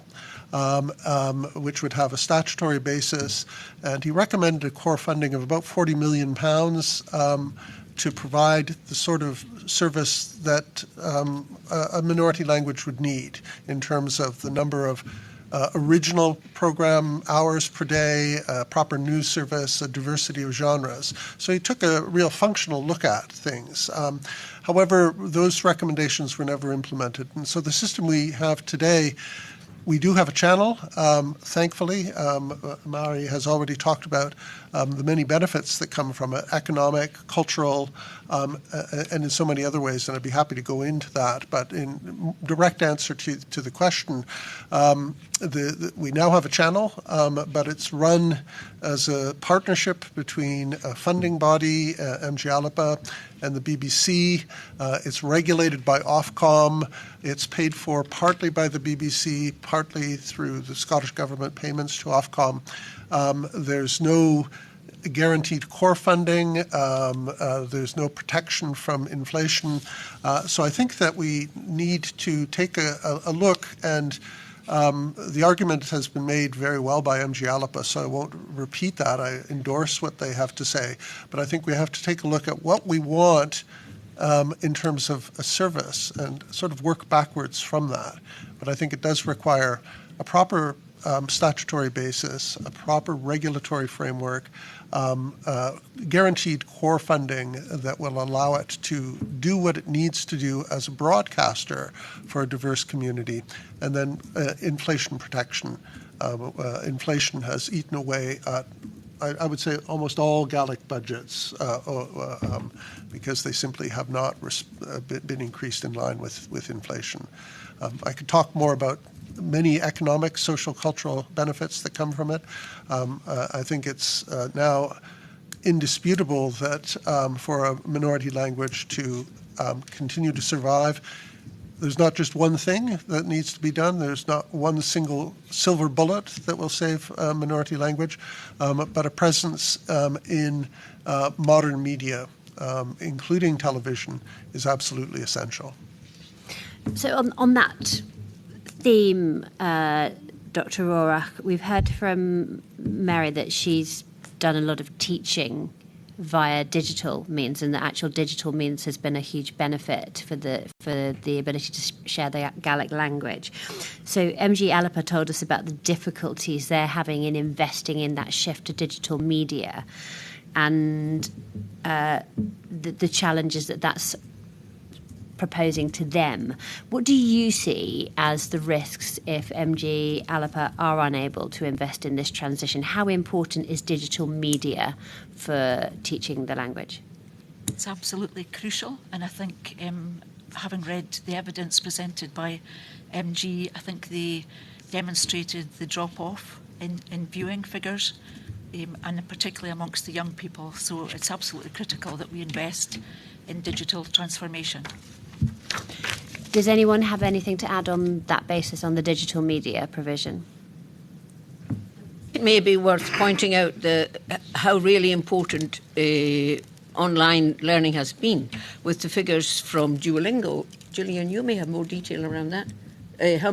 Over close to 2 million people have dabbled with Gaelic over the last couple of years with Duolingo. And that's been a real success. But it needs now investment as well. So the digital is the way to go, but it needs an infrastructure behind it to make it work and to make the communities that run it work. And MG is one of these communities. Just very quickly to add to that, I think that the television service, the media service, is very important because it also provides material that is used in social media as well.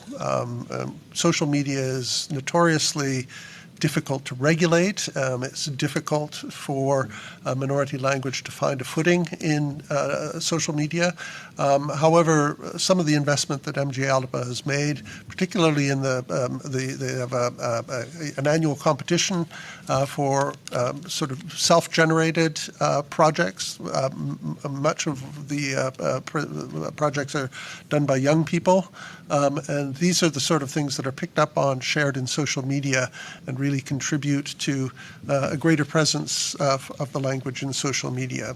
And I also would say that the employment effects that Mairi had already mentioned are very important. One of the challenges for minority languages is employment through the medium of the language, where the language is used. And the investment in the media is absolutely crucial in this regard. MG Alapa has done some research, and I think through their funding alone, about 340 full-time equivalent jobs have been created in Scotland. Almost half of those are in the linguistically vulnerable places, the so-called heartlands in the West Isles and Skye. And this plays a huge role economically in terms of raising the status and the visibility. And of course, the output is important to users as well, to be able to see the world through their own language, to tell their own stories, to celebrate their own culture is very important for any minority language, and media is absolutely essential. So on that basis, staying with you, Professor Dunbar, what do you think are the implications of the media bill in its current form, and is there any way you think it should or could be improved? I think that in its current form there really isn't enough on Gaelic, and I would simply, I don't want to take too much time, I would support what MG Alapa has already been advocating, which is, again, the sorts of things that I was discussing earlier. And I believe that there has been some support for this, particularly in the Lords, and I would hope to see that that's replicated in the Commons when they have a chance to reconsider the bill. Thank you. Do either of the other witnesses have anything to add on this whole issue of the media bill, its current propositions, and whether and how it should be strengthened? Just reinforcing what Rob has said around something comparable to what Welsh TV and Irish TV get, that is required. And also, we must not forget radio, like our Scots colleagues said, and we must not forget literature as well. These things are important. Okay, thank you. Gillian? No? Thank you very much. We'll move on to John, please. Thank you, Chair. Dr. Rothach, I was very interested to read that your first language is Scots, but you're the principal of the Gaelic College in Skye. From a historical perspective, looking at how the languages have fared in the past and are faring now, it must be quite interesting for you, because once upon a time, in numbers, they were roughly the parity, didn't they? The north was Gaelic speaking, the south and east was more Scots speaking.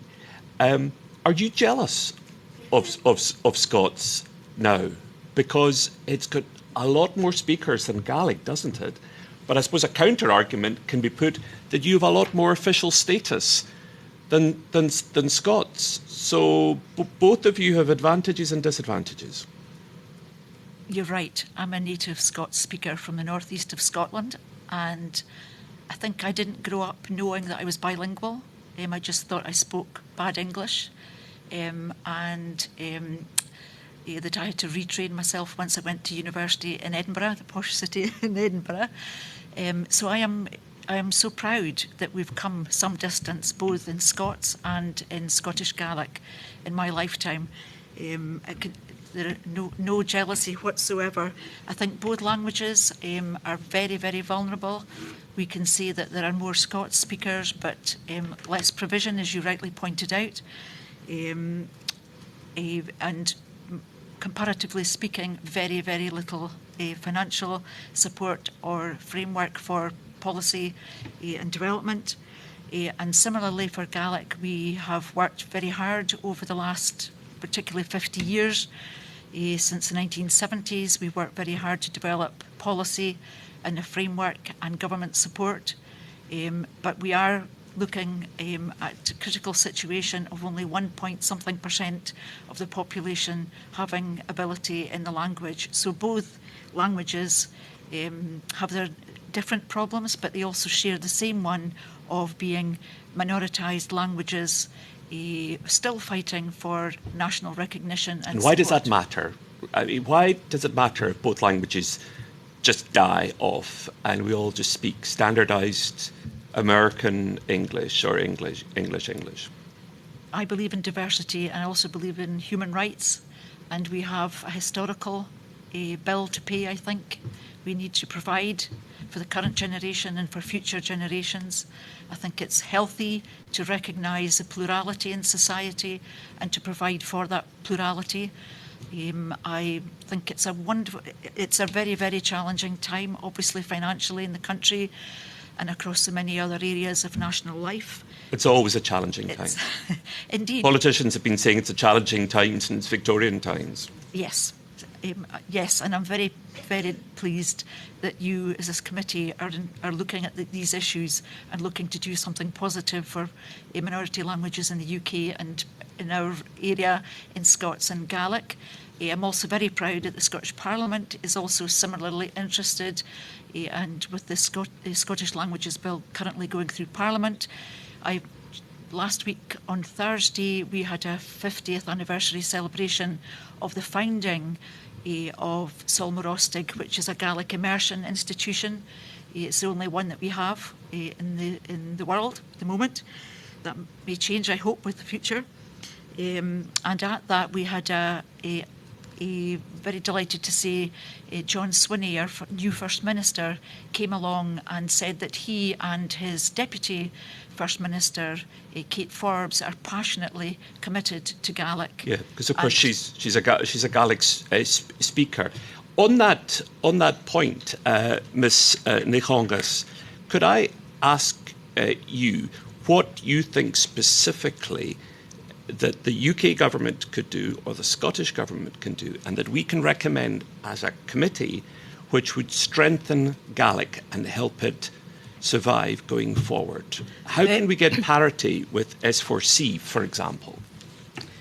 To strengthen Gaelic going forward, it could be valuable to reassess the criteria around the Levelling Up Fund and see how that, and ensure that that goes to areas where Gaelic needs to be developed, where communities are very fragile, and because we have lost a lot of European money in lots of the rural communities, and that's what enabled us to have causeways and ferries. And because of Brexit.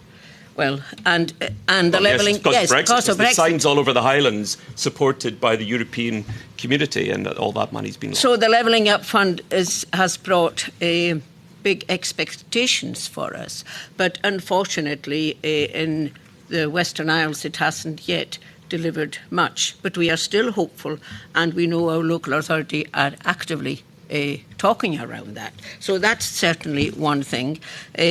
Also, through the UK, we talked about the comparative funding in terms of the television, and MG will have made that case. But there are also other UK departments, for instance, you can't get your driving licence in Gaelic, whereas you can in Welsh.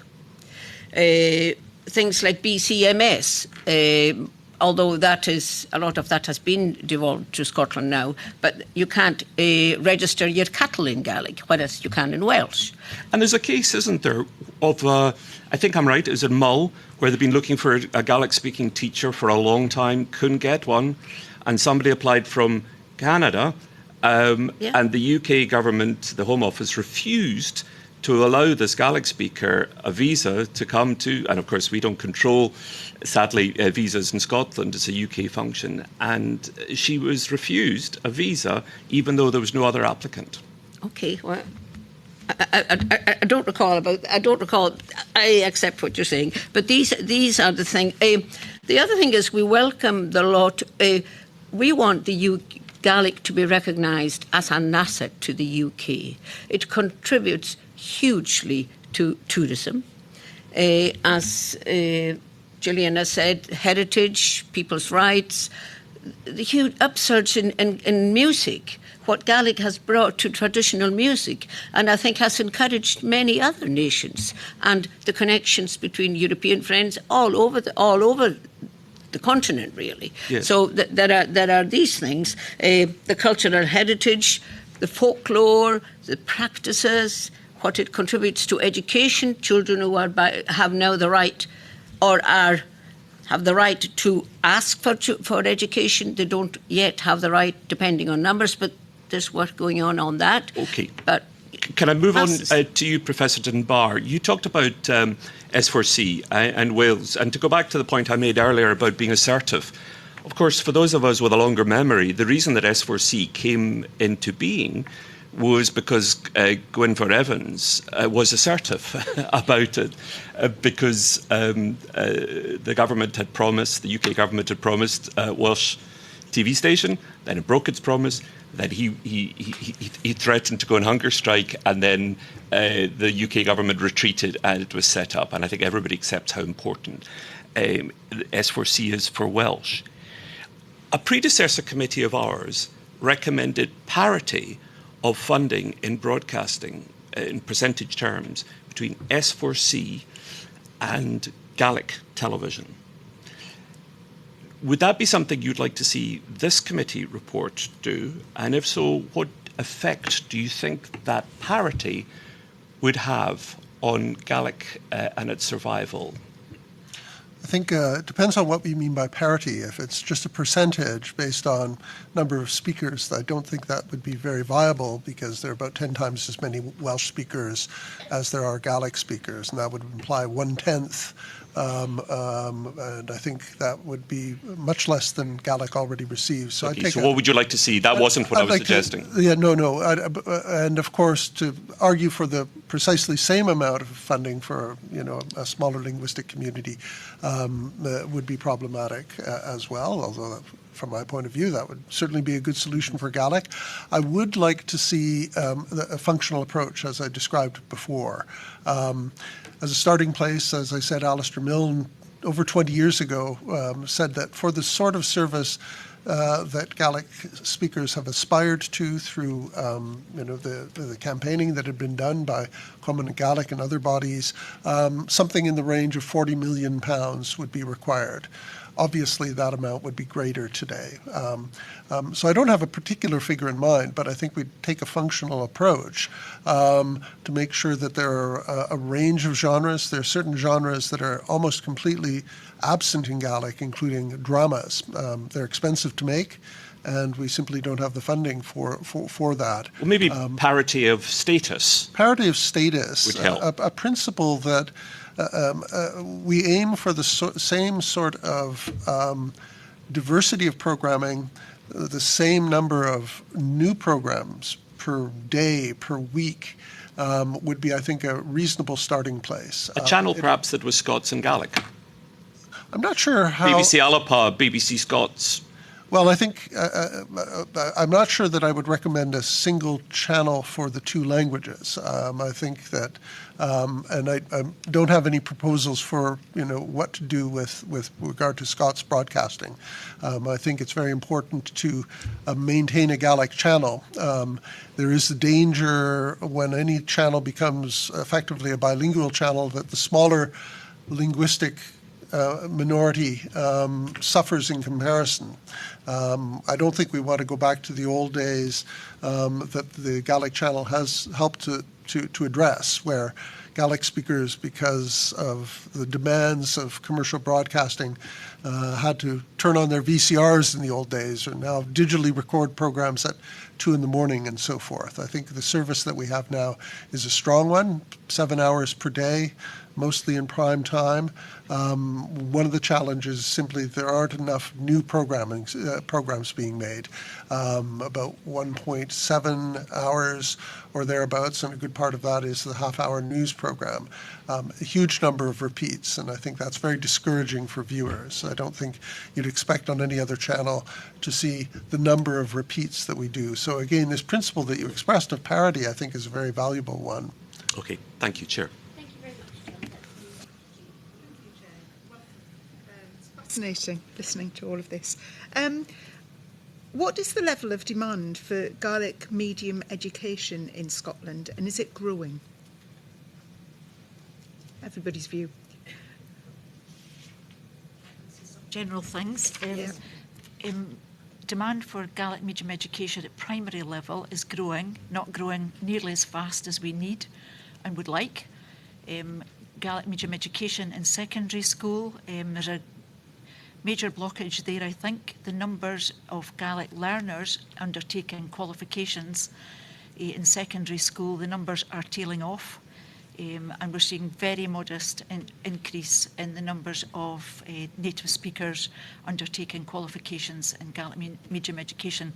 I know this because I am at the other end of that pipeline, and we are seeing just a little drip of qualified students interested in tertiary education in Gaelic coming through the system. So it's very much in our interest to encourage growth in the numbers of primary, second and secondary education, Gaelic medium education educated pupils. What are the limiting factors for it expanding?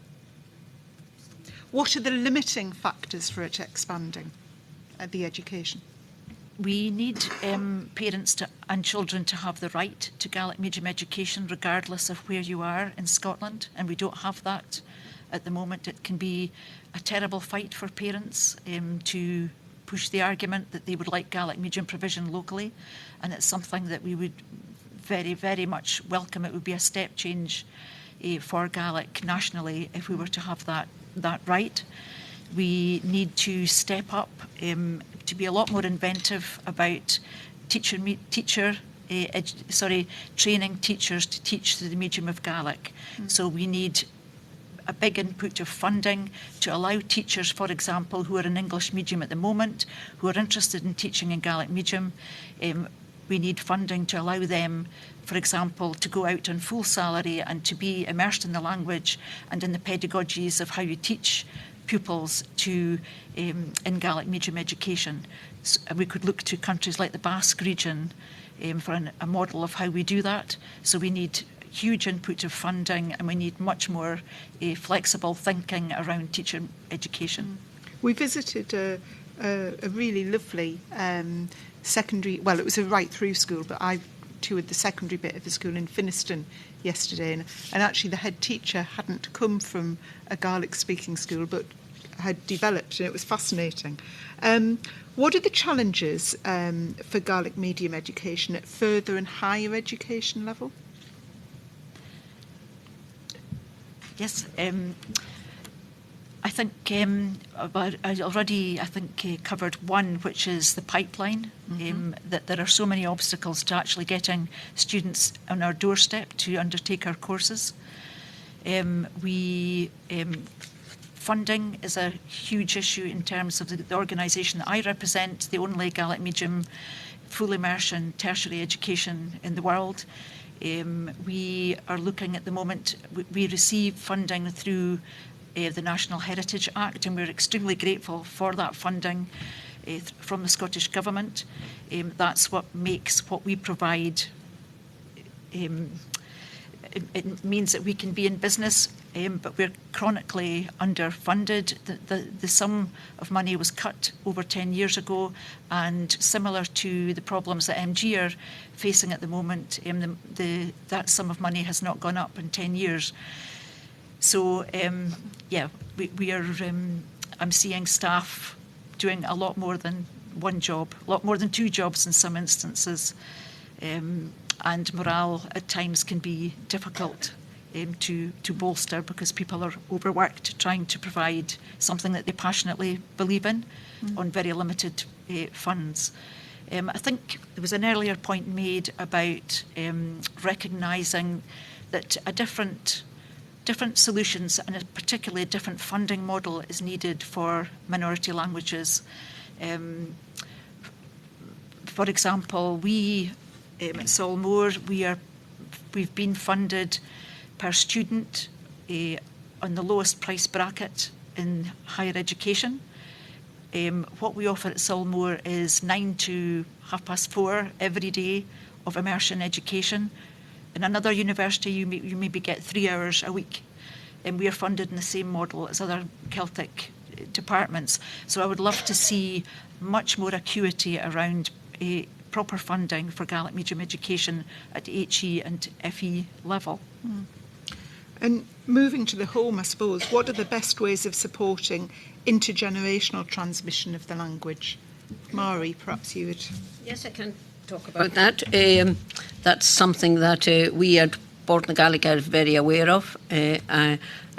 We spend a lot of our development money in Gaelic activities around the school. It's critical that Gaelic is just not a classroom language, and that people live a Gaelic life, and that's becoming increasingly challenging even in rural communities because there are serious depopulations. Families are not as big as they were, and there are many fewer people there, and lots of forces and influences from the outside. So it's hugely important that there's activity beyond the school, supporting families themselves for learning the language, and that again parents are busy, and that again is where online activity is helpful. Lessons are lessons in the language, homework, all that sort of thing, and Gaelic schools and teachers and so on work very, very hard at doing what they can. So youth work, particularly, the work MG is very active in the youth filming, Film G, which is for schools. Very successful. They have a big uptake, and it's a big showcase event, and everyone just loves it. So sports activities, music activities through the churches, all aspects of life. So, and then as Gaelic, through better working of Gaelic plans, as Gaelic becomes more normalised across the country, Gaelic would then be heard more. It's more visibility and more promotion of the language right across Scottish life. And then that would then help young people just realise how valuable it is, how important they are, and just raise their esteem. There is a lot of work going on, but we need more. And again, and when the numbers are relatively small, as we are talking about in Gaelic, small amounts of money make a huge difference, because there is a big load of work being undertaken voluntarily, and there is a lot of burnout, and we operate through delivery bodies, and they also then work in the various communities, but they depend on some volunteers as well, and we have round about 45 Gaelic officers work in the various different communities. And, these numbers are relatively small, but the impact is huge. And a small increase, or a regular small increase, would make a difference. But I think we are at the point where Bòrd na Gàidhlig is very aware of all its obligations as an organisation, and also it's the huge impact it's having as a development agency, but the need for more resources. Fascinating. So I'm interested in all of your views on the Scottish Languages Bill, and what giving Gaelic official status would mean in practice if we go along the line. Thank you very much. I might come back to a couple of the other points, yes, absolutely. But first, to answer that question, I think it's symbolically important for Gaelic to be recognised an official language, but I'm both a Celtic or Gaelic scholar and a lawyer by training, and from Canada as well, where we have a long experience with language legislation, bilingualism, and where French has official status. But I think what's more important is what official status means. Symbolically, to say a language has official status certainly is important. But what does that imply in terms of government policy? What does it imply with regard to accessing Gaelic medium education, Gaelic medium public services? What does it imply about the use of Gaelic as a language in local councils or in debates in Parliament, etc.? Those are the sorts of things that official status is often associated with. By itself, simply saying a language has official status, it certainly is a recognition of the value, but I think what's more important is what comes with it, what this implies about particularly what government, the government which has declared the language an official language, what this means in practical terms to people wanting to use the language. So that would be my starting place. Just if I might jump back to a couple of the other points, your question about demand. I don't think we know precisely what the demand for Gaelic education, Gaelic medium education is, but we have, I think, quite clear indications that there is plenty of demand that's not being met. Here in the city of Glasgow, when I first came to Scotland in 1995, there was a Gaelic class at a school on the south side of the river, no Gaelic schools, and I remember going out on Byres Road on Saturday mornings with other parents handing out leaflets to try and encourage and develop a Gaelic preschool, which eventually we succeeded in doing. Now there are 4 Gaelic schools in Glasgow. Well, when the first one was established, demand exceeded supply, and there's been. I live in Edinburgh. We have the same problem in Edinburgh. It took a long time to get a Gaelic medium school. Now it's bursting at the seams, and it's quite clear that we need more Gaelic medium schools in Edinburgh. And this has been the experience wherever Gaelic medium education has been developed. We've talked about Duolingo, which gives, I think, a very good idea of the desire of people to learn Gaelic. So I think I would echo Gillian's point about a right to Gaelic medium education. Such a right was first proposed by the main Gaelic development organisation at the time in 1997, Cumann na Gaelic. They put together proposals for a language act, but one of the core proposals was a right, more or less based on the constitutional right in Canada, to Gaelic medium education. Now, there's a lot to be discussed in terms of the modalities, how such a right would work, but I think that would empower parents. I think the main problem has been that right now, the expansion of Gaelic medium at both primary and secondary depends on the willingness of a local council, which has control over education in Scotland, to respond to parental demand. There have been some very useful initiatives, including 2016 Education Act, which has created a process for parents to ask councils to deliver. But there's still, this is usually where the roadblock takes place, at the council level. Sometimes that reluctance is understandable because there are costs involved, there are staffing, premises, and so forth. But nonetheless, a right, I think, would put power in parents' hands, which I think is generally a good thing with regard to education. Part of the problem at the tertiary level, as Gillian was describing, is really the flow-through. When we have demand being satisfied, we will see greater numbers of students. Really, one of the big problems is at secondary level. Students begin by the age of 12 or so. They've completed primary education where they've been educated primarily through the medium of the language.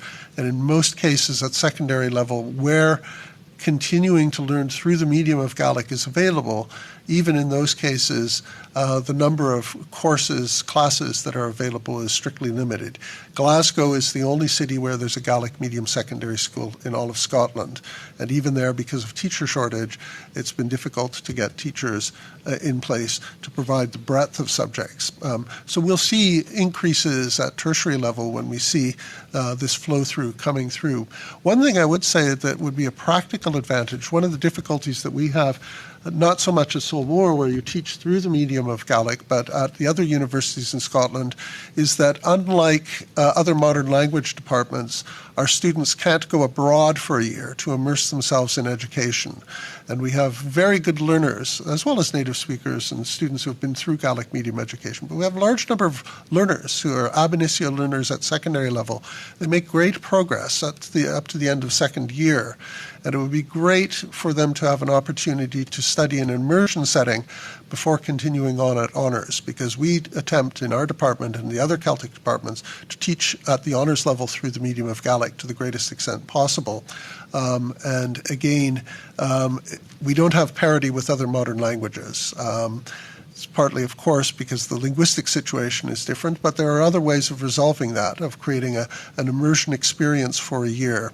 Again, finding funding for that has been a problem, and that's something I would really like to see resolved, because the other thing about students who are learning at the tertiary level is that in terms of numbers, they're not huge numbers, but so many of our former students have gone on into broadcasting, gone on into Gaelic development work, have gone on into teaching, and in terms of the impact that the tertiary level has on the infrastructure for Gaelic, it really is outsized compared to the number of students that we're talking about. So I think there are things that can be done at the tertiary level as well. Thank you.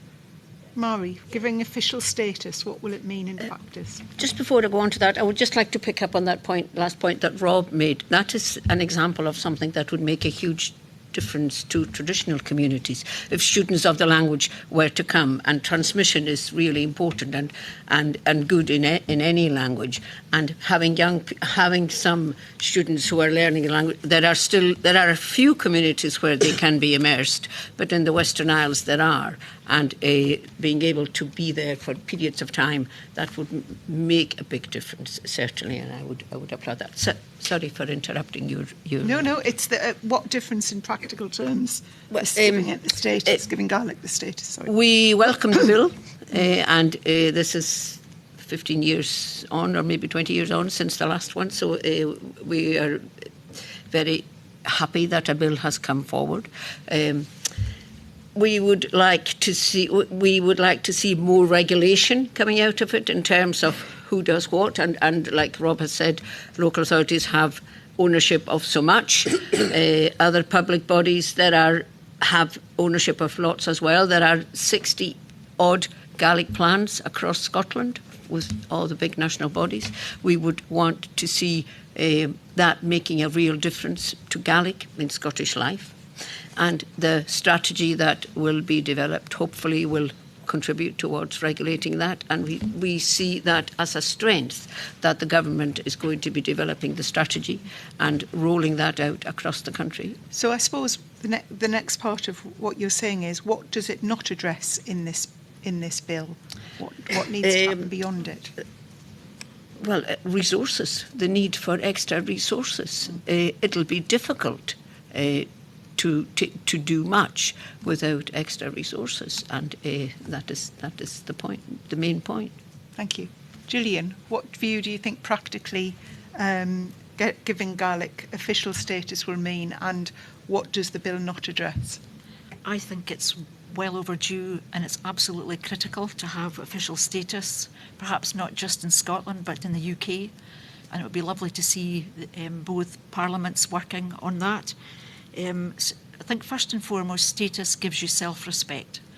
And I feel that very much as a Scots speaker from birth, that you don't have the same self-respect. You think you are less than acceptable in many respects. And I think self-respect is critical to confidence, in both in terms of the children, young people, adults who speak the language, but also it's crucial for attracting new speakers, and we really, really need new speakers both in Scots and in Scottish Gaelic. So I think that's the very first thing that I would see status giving, is increased self-respect. You're finally recognised as being a part of the UK, Scotland. I think so it's important at a symbolic level. I think it's also very important in leading on to the question of rights, of you should expect to be able to use your language in a number of different fora in general life. So it would lead to, I would hope, the development of rights, and it would also therefore lead to a framework of policy development to support all of these rights. So, thank you. Yes. If I might, just one more comment about what the bill lacks. One thing that we're quite out of step on in comparison with Wales and Ireland, and now Northern Ireland, is a language commissioner. One of the weaknesses, in my view, of our present legislation, the 2005 Gaelic Language Act, is that there really isn't any mechanism for, certainly mechanism for creating additional obligations on public authorities through the Gaelic language plans, but no mechanism for complaints to be taken by members of the public who feel that the Gaelic language plans are perhaps too weak or are not being implemented with sufficient rigor, and no process by which failures in delivering on commitments in language plans can be resolved either through the courts or a complaint process and so forth. In Wales, in Ireland, and under the 2003 Official Languages Act, they created a language commissioner to play precisely this sort of role. In Wales, under the 2011 Welsh language measure, a language commissioner was created to play this sort of role. Those offices have really done, in my view, very important work. In fact, there's now a network of language commissioners. Language commissioners are long-standing in Canada, of course, to play precisely this role. And they play an incredibly important role in giving, first of all, a sense to people what their rights are under, or what their opportunities are under the framework. There's, I think, very low level of knowledge amongst Gaelic speakers about what sort of services they might expect from, say, the Western Isles Council or from other public bodies, particularly in Gaelic-speaking areas. No sense of how effectively any commitments are being implemented, and a language commissioner can play a very important watchdog role. I know there's concern right now in Scotland. There's, I think, a parliamentary inquiry on the variety of ombuds roles and commissioners' roles, but I think we're really out of step here, and it really is something that needs to be dealt with. I don't think it's an appropriate role for Bòrd na Gàidhlig to play.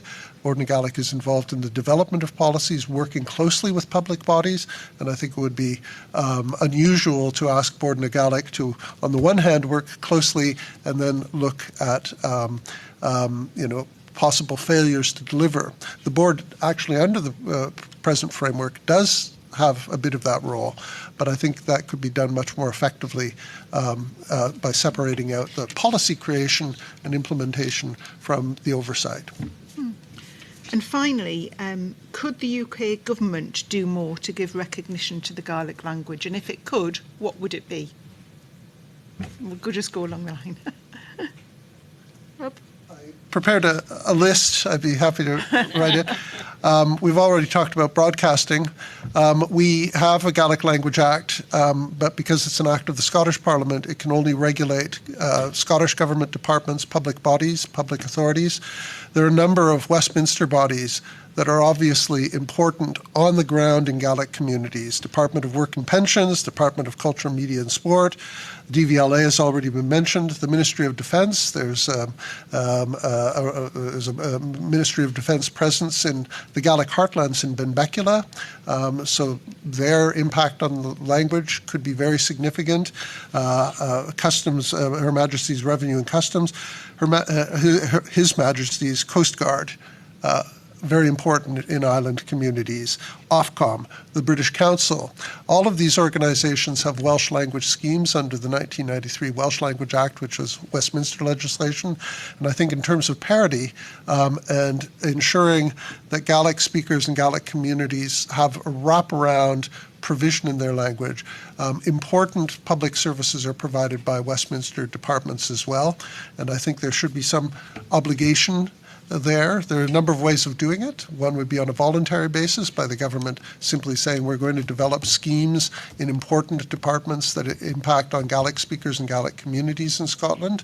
One other option would be to devolve powers through a Section 30 order to the Scottish Parliament to legislate on obligations of Westminster departments in respect of Gaelic, in respect of the language alone, giving power perhaps to the Bòrd to thereby play a role in this. So I think there are a number of ways of dealing with this. The other area that I would say is very important is in relation to foreign affairs. As we've seen, I'm from Canada. I'm part of the diaspora. My family were all Gaelic speakers. The first one came to Canada in 1784, and the language was spoken right down to my father's generation. So I feel very close to the language, and there are many thousands of Canadians, millions perhaps, that fit into that category. In the United States as well. When we take a look at the Duolingo figures, I don't have the most recent ones, but a couple of years ago I asked colleagues at SMO for the figures, and I think about of those 1.8 million people who now have signed up to Duolingo and the 520,000 who are active users of the Gaelic program. A couple of years ago, I think about 43 or 44% came from North America. Large numbers came from Australia, New Zealand, part of this Scottish, Highland diaspora. And I think there's much more that could be done by the Foreign and Commonwealth Office, perhaps in collaboration with the Scottish Government. There are very interesting educational programs that the Irish Government has been very successful in doing at the tertiary level. Through the Fulbright schemes in the United States, in partnership with the Fulbright Trust, the Irish Government has put in money whereby young Irish speakers are hired to teach Irish at American universities. I was at Notre Dame University about 5 years ago. They had a young fellow from County Kerry who was teaching Irish to American students. I went to the first year class. There were about 20 students all the way from California to New Jersey, all learning Irish. There's a similar program here in the UK that's been funded by the Irish government as well. We've benefited from that. And there's also a similar program in Canada where the Irish government, in collaboration with Canadian authorities, have offered teaching positions at university for Irish speakers. My eldest son did his first degree at the University of Toronto and took Irish at the University of Toronto, taught by a young guy from the Waterford Gaeltacht who was funded partly by the Irish government. Here's a way that the UK government, perhaps in collaboration with the Scottish government, could benefit by setting up similar programs. I was at the University of North Carolina in 2019. They were looking to establish a chair of Gaelic studies, but perhaps the funding was a problem. So well, I'll leave it at that. You've got a very extensive list. What I was going to say, if you want to get any more on the record, please do write to us with any other examples. Mairi and then Gillian. By the time you do all that, I have no time to do anything I want. To me, again, I would raise the importance of the Levelling Up Fund. It's critical for our areas, and we watch anxiously for that all the time because... have you had any money from the Levelling Up Fund? Not yet, but I'm waiting for it. And I know our community is waiting for capital projects. I also know that Levelling Up officials and maybe MPs are visiting Scotland at the moment. So and are in the Western Isles, I think, towards the end of the week. So that's all good and interesting. So it's to encourage them for that to be attached to the importance of the language, the culture, and how it all needs a strong economy and good, strong infrastructure. I got one over to you, Rob. The European Charter for Regional and Minority Languages. I don't think he mentioned that. That's a UK reserved matter. You're involved in that, so that's something where we could feature as well, and the various things that... Yeah. Gillian, anything to add? If there is anything to add. I won't repeat, but I totally support all of the suggestions made so far. The other ones that stood out for me would be just maybe to continue the work to develop relationship between the British and the Scottish Government in terms of support for the language. Really heartening for you that you're here and that you're very open and listening. It'd be great to see more of that. It would also be good to see perhaps special treatment given to minority languages through the national research funders, so the Arts and Humanities Research Council, the Economic and Social Research Council. It would be wonderful to see. It wouldn't take a lot, as we keep saying. Yeah, it would be great to see a bit more funding and for that to be set aside to support minority languages and cultures. It would be, from Solmore's perspective, we're very interested in putting forward the case for Solmore as a Gaelic institution at tertiary level, for us to seek small specialist institute status, which would make us similar to small specialists in England, also similar to the Royal Conservatoire of Scotland, which is also a small specialist, which also has higher education institute status. And for us to do that, one part of that process would be to apply to the Quality Assurance Agency for taught degree awarding powers and possibly research degree awarding powers beyond that. But the criteria for an application make it very difficult, in fact pretty much impossible for us to do that, because the criteria aim for institutions with much bigger numbers, and that is an impossibility for us as a minority language and culture. So to see some flexibility. Again, if you would write to us with some more detailed information, that would be useful. Thank you. Delighted to do so. Thank you. I think those are... Right, just very quickly, do you know how many levelling up bids have gone in? You say you haven't had any levelling up funding, but you have to bid for it. I wondered how many have gone in. You know? I could find. I could find out. Yes. Yeah. Thank you. Yes, I could find Finally, out. Jay, because thank you. it's a very hot topic in the Western Isles, I would have to say. Yeah. On to the Council of Europe Minority Languages Charter. I'm one of the delegates to Council of Europe, and I serve on the Culture Committee. Just for clarity, there are three parts to the Charter. Scots does come under Part 2, which has certain designation, but Gaelic is in Part 3 of that Charter, and several of the agreements. And I'm coming back to the cow licences and the driving licences. It is to promote and facilitate, encourage the use of a minority language in several areas of public life, including education, courts, administration, media, culture, and economic and social life. So I was quite surprised that you couldn't get your driving licence or a cattle licence in Gaelic, which does seem slightly at odds with that.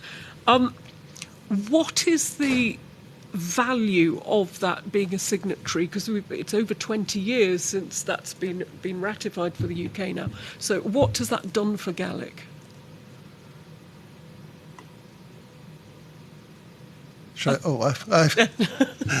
The technology is it's smarter than I am. I just sat there looking at it, expecting it to come on. Obviously, voice activated.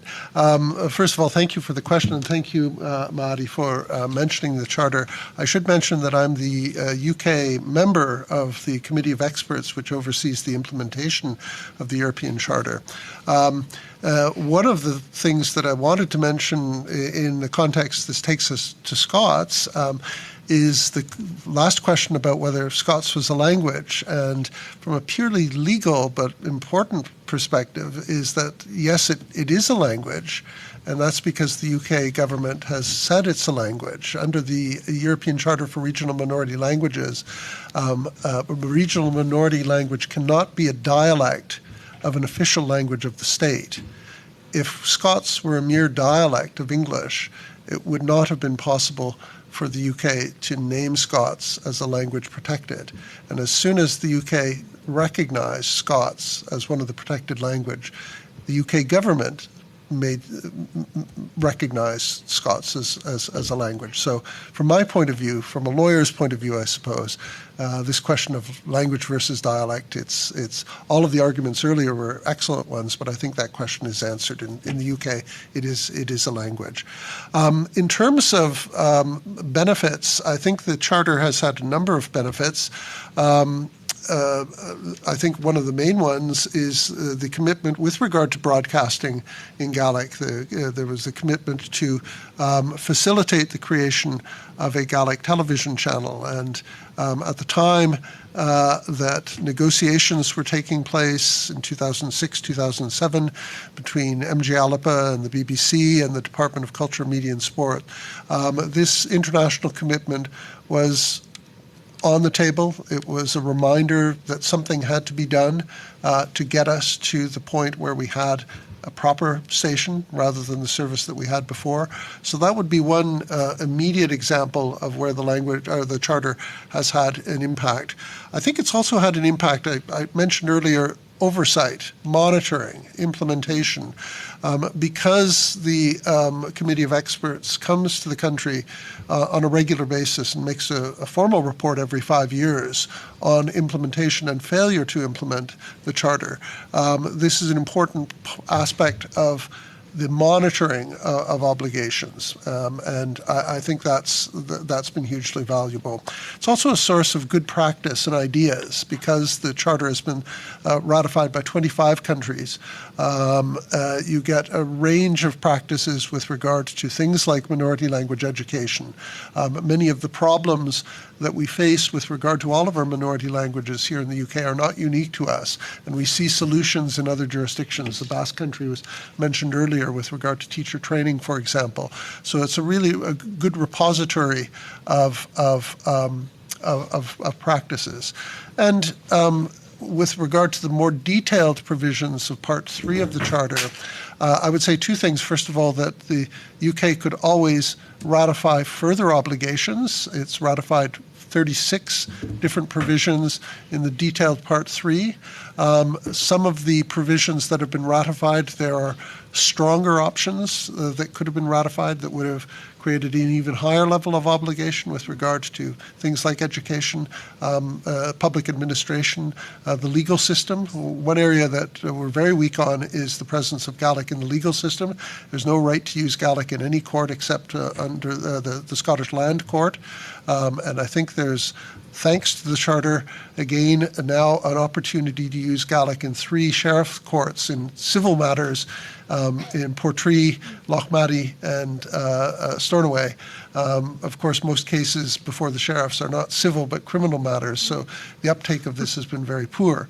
But these are all areas where strengthening obligations could be important. And the final point about the Charter is it talks in terms of obligations in respect of areas where there are speakers of the language. And this again goes back to this question of legislative responsibilities of Westminster versus the Scottish government. Many of the areas in the Charter are clearly areas for which the Scottish government has obligations. Broadcasting is not one of them.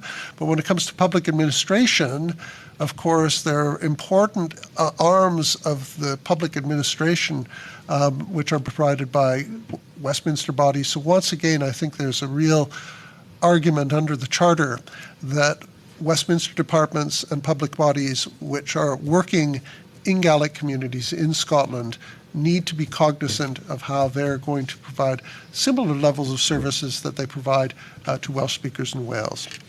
Thank you. And I know we're short on time, but could you give us a little bit of detail about any recommendations from the last 5-year review that happened about the Charter?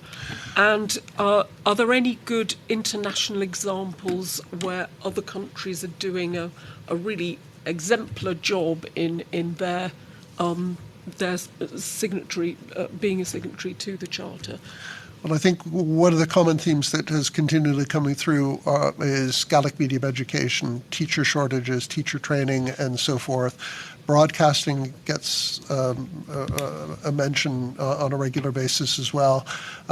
So I think that there are themes that have come up repeatedly in the monitoring cycle. Education is certainly one of the priority areas. With regard to good models, I would say that in many respects, Wales provides us with a good model. The Basque Country, Catalonia, of course, but they're in a different, it's a different situation there completely, where Catalan is a minority language spoken by 7 million people, and the majority of the population of Catalonia, speak the language. Very significant numbers in Valencia and the Balearics as well. So somewhat different context. But I would say about the Charter that even in other smaller linguistic communities, there are examples of good practice which could be followed. So we did the other important Council of Europe treaty for languages is the Framework Convention for the Protection of National Minorities, and we're in a fortunate position in Scotland that a member of the advisory committee for that treaty is Professor David Smith here at Glasgow University, and we did an event in Glasgow just before Christmas where we invited a variety of organizations, including Scots colleagues, and had a sort of public information session.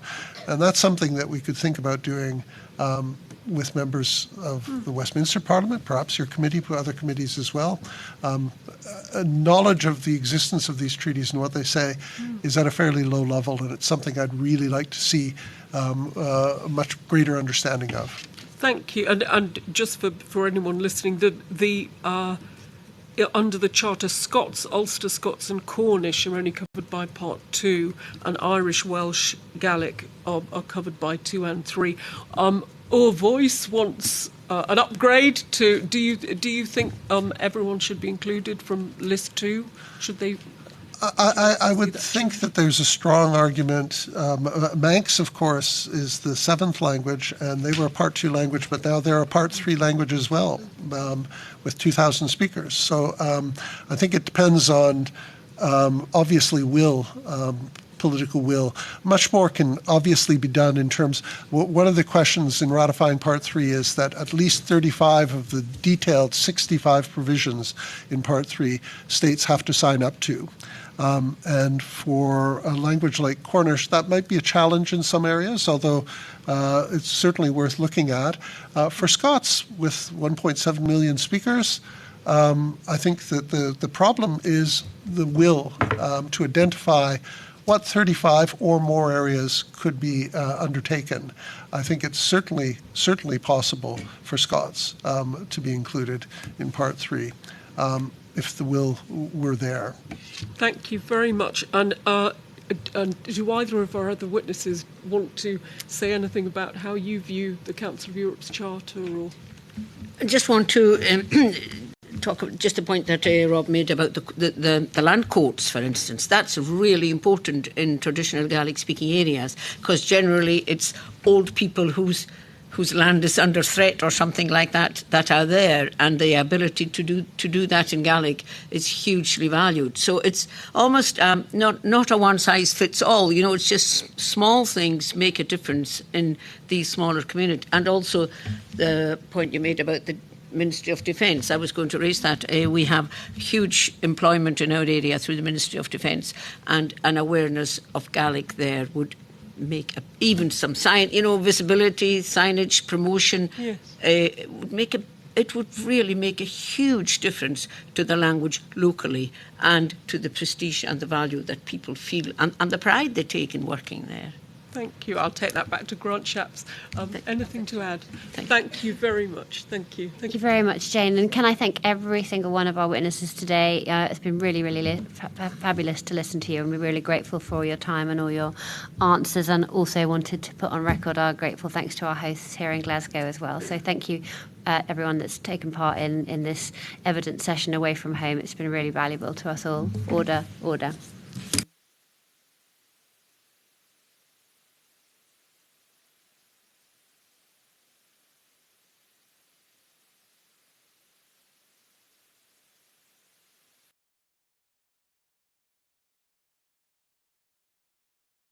The proceeding has ended.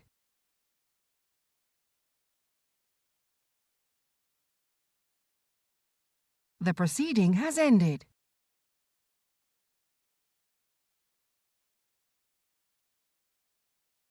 The proceeding has ended.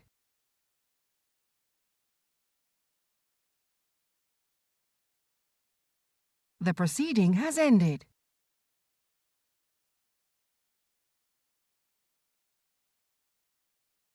The proceeding has ended.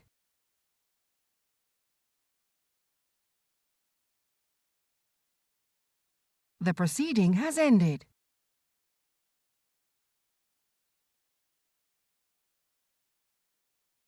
The proceeding has ended.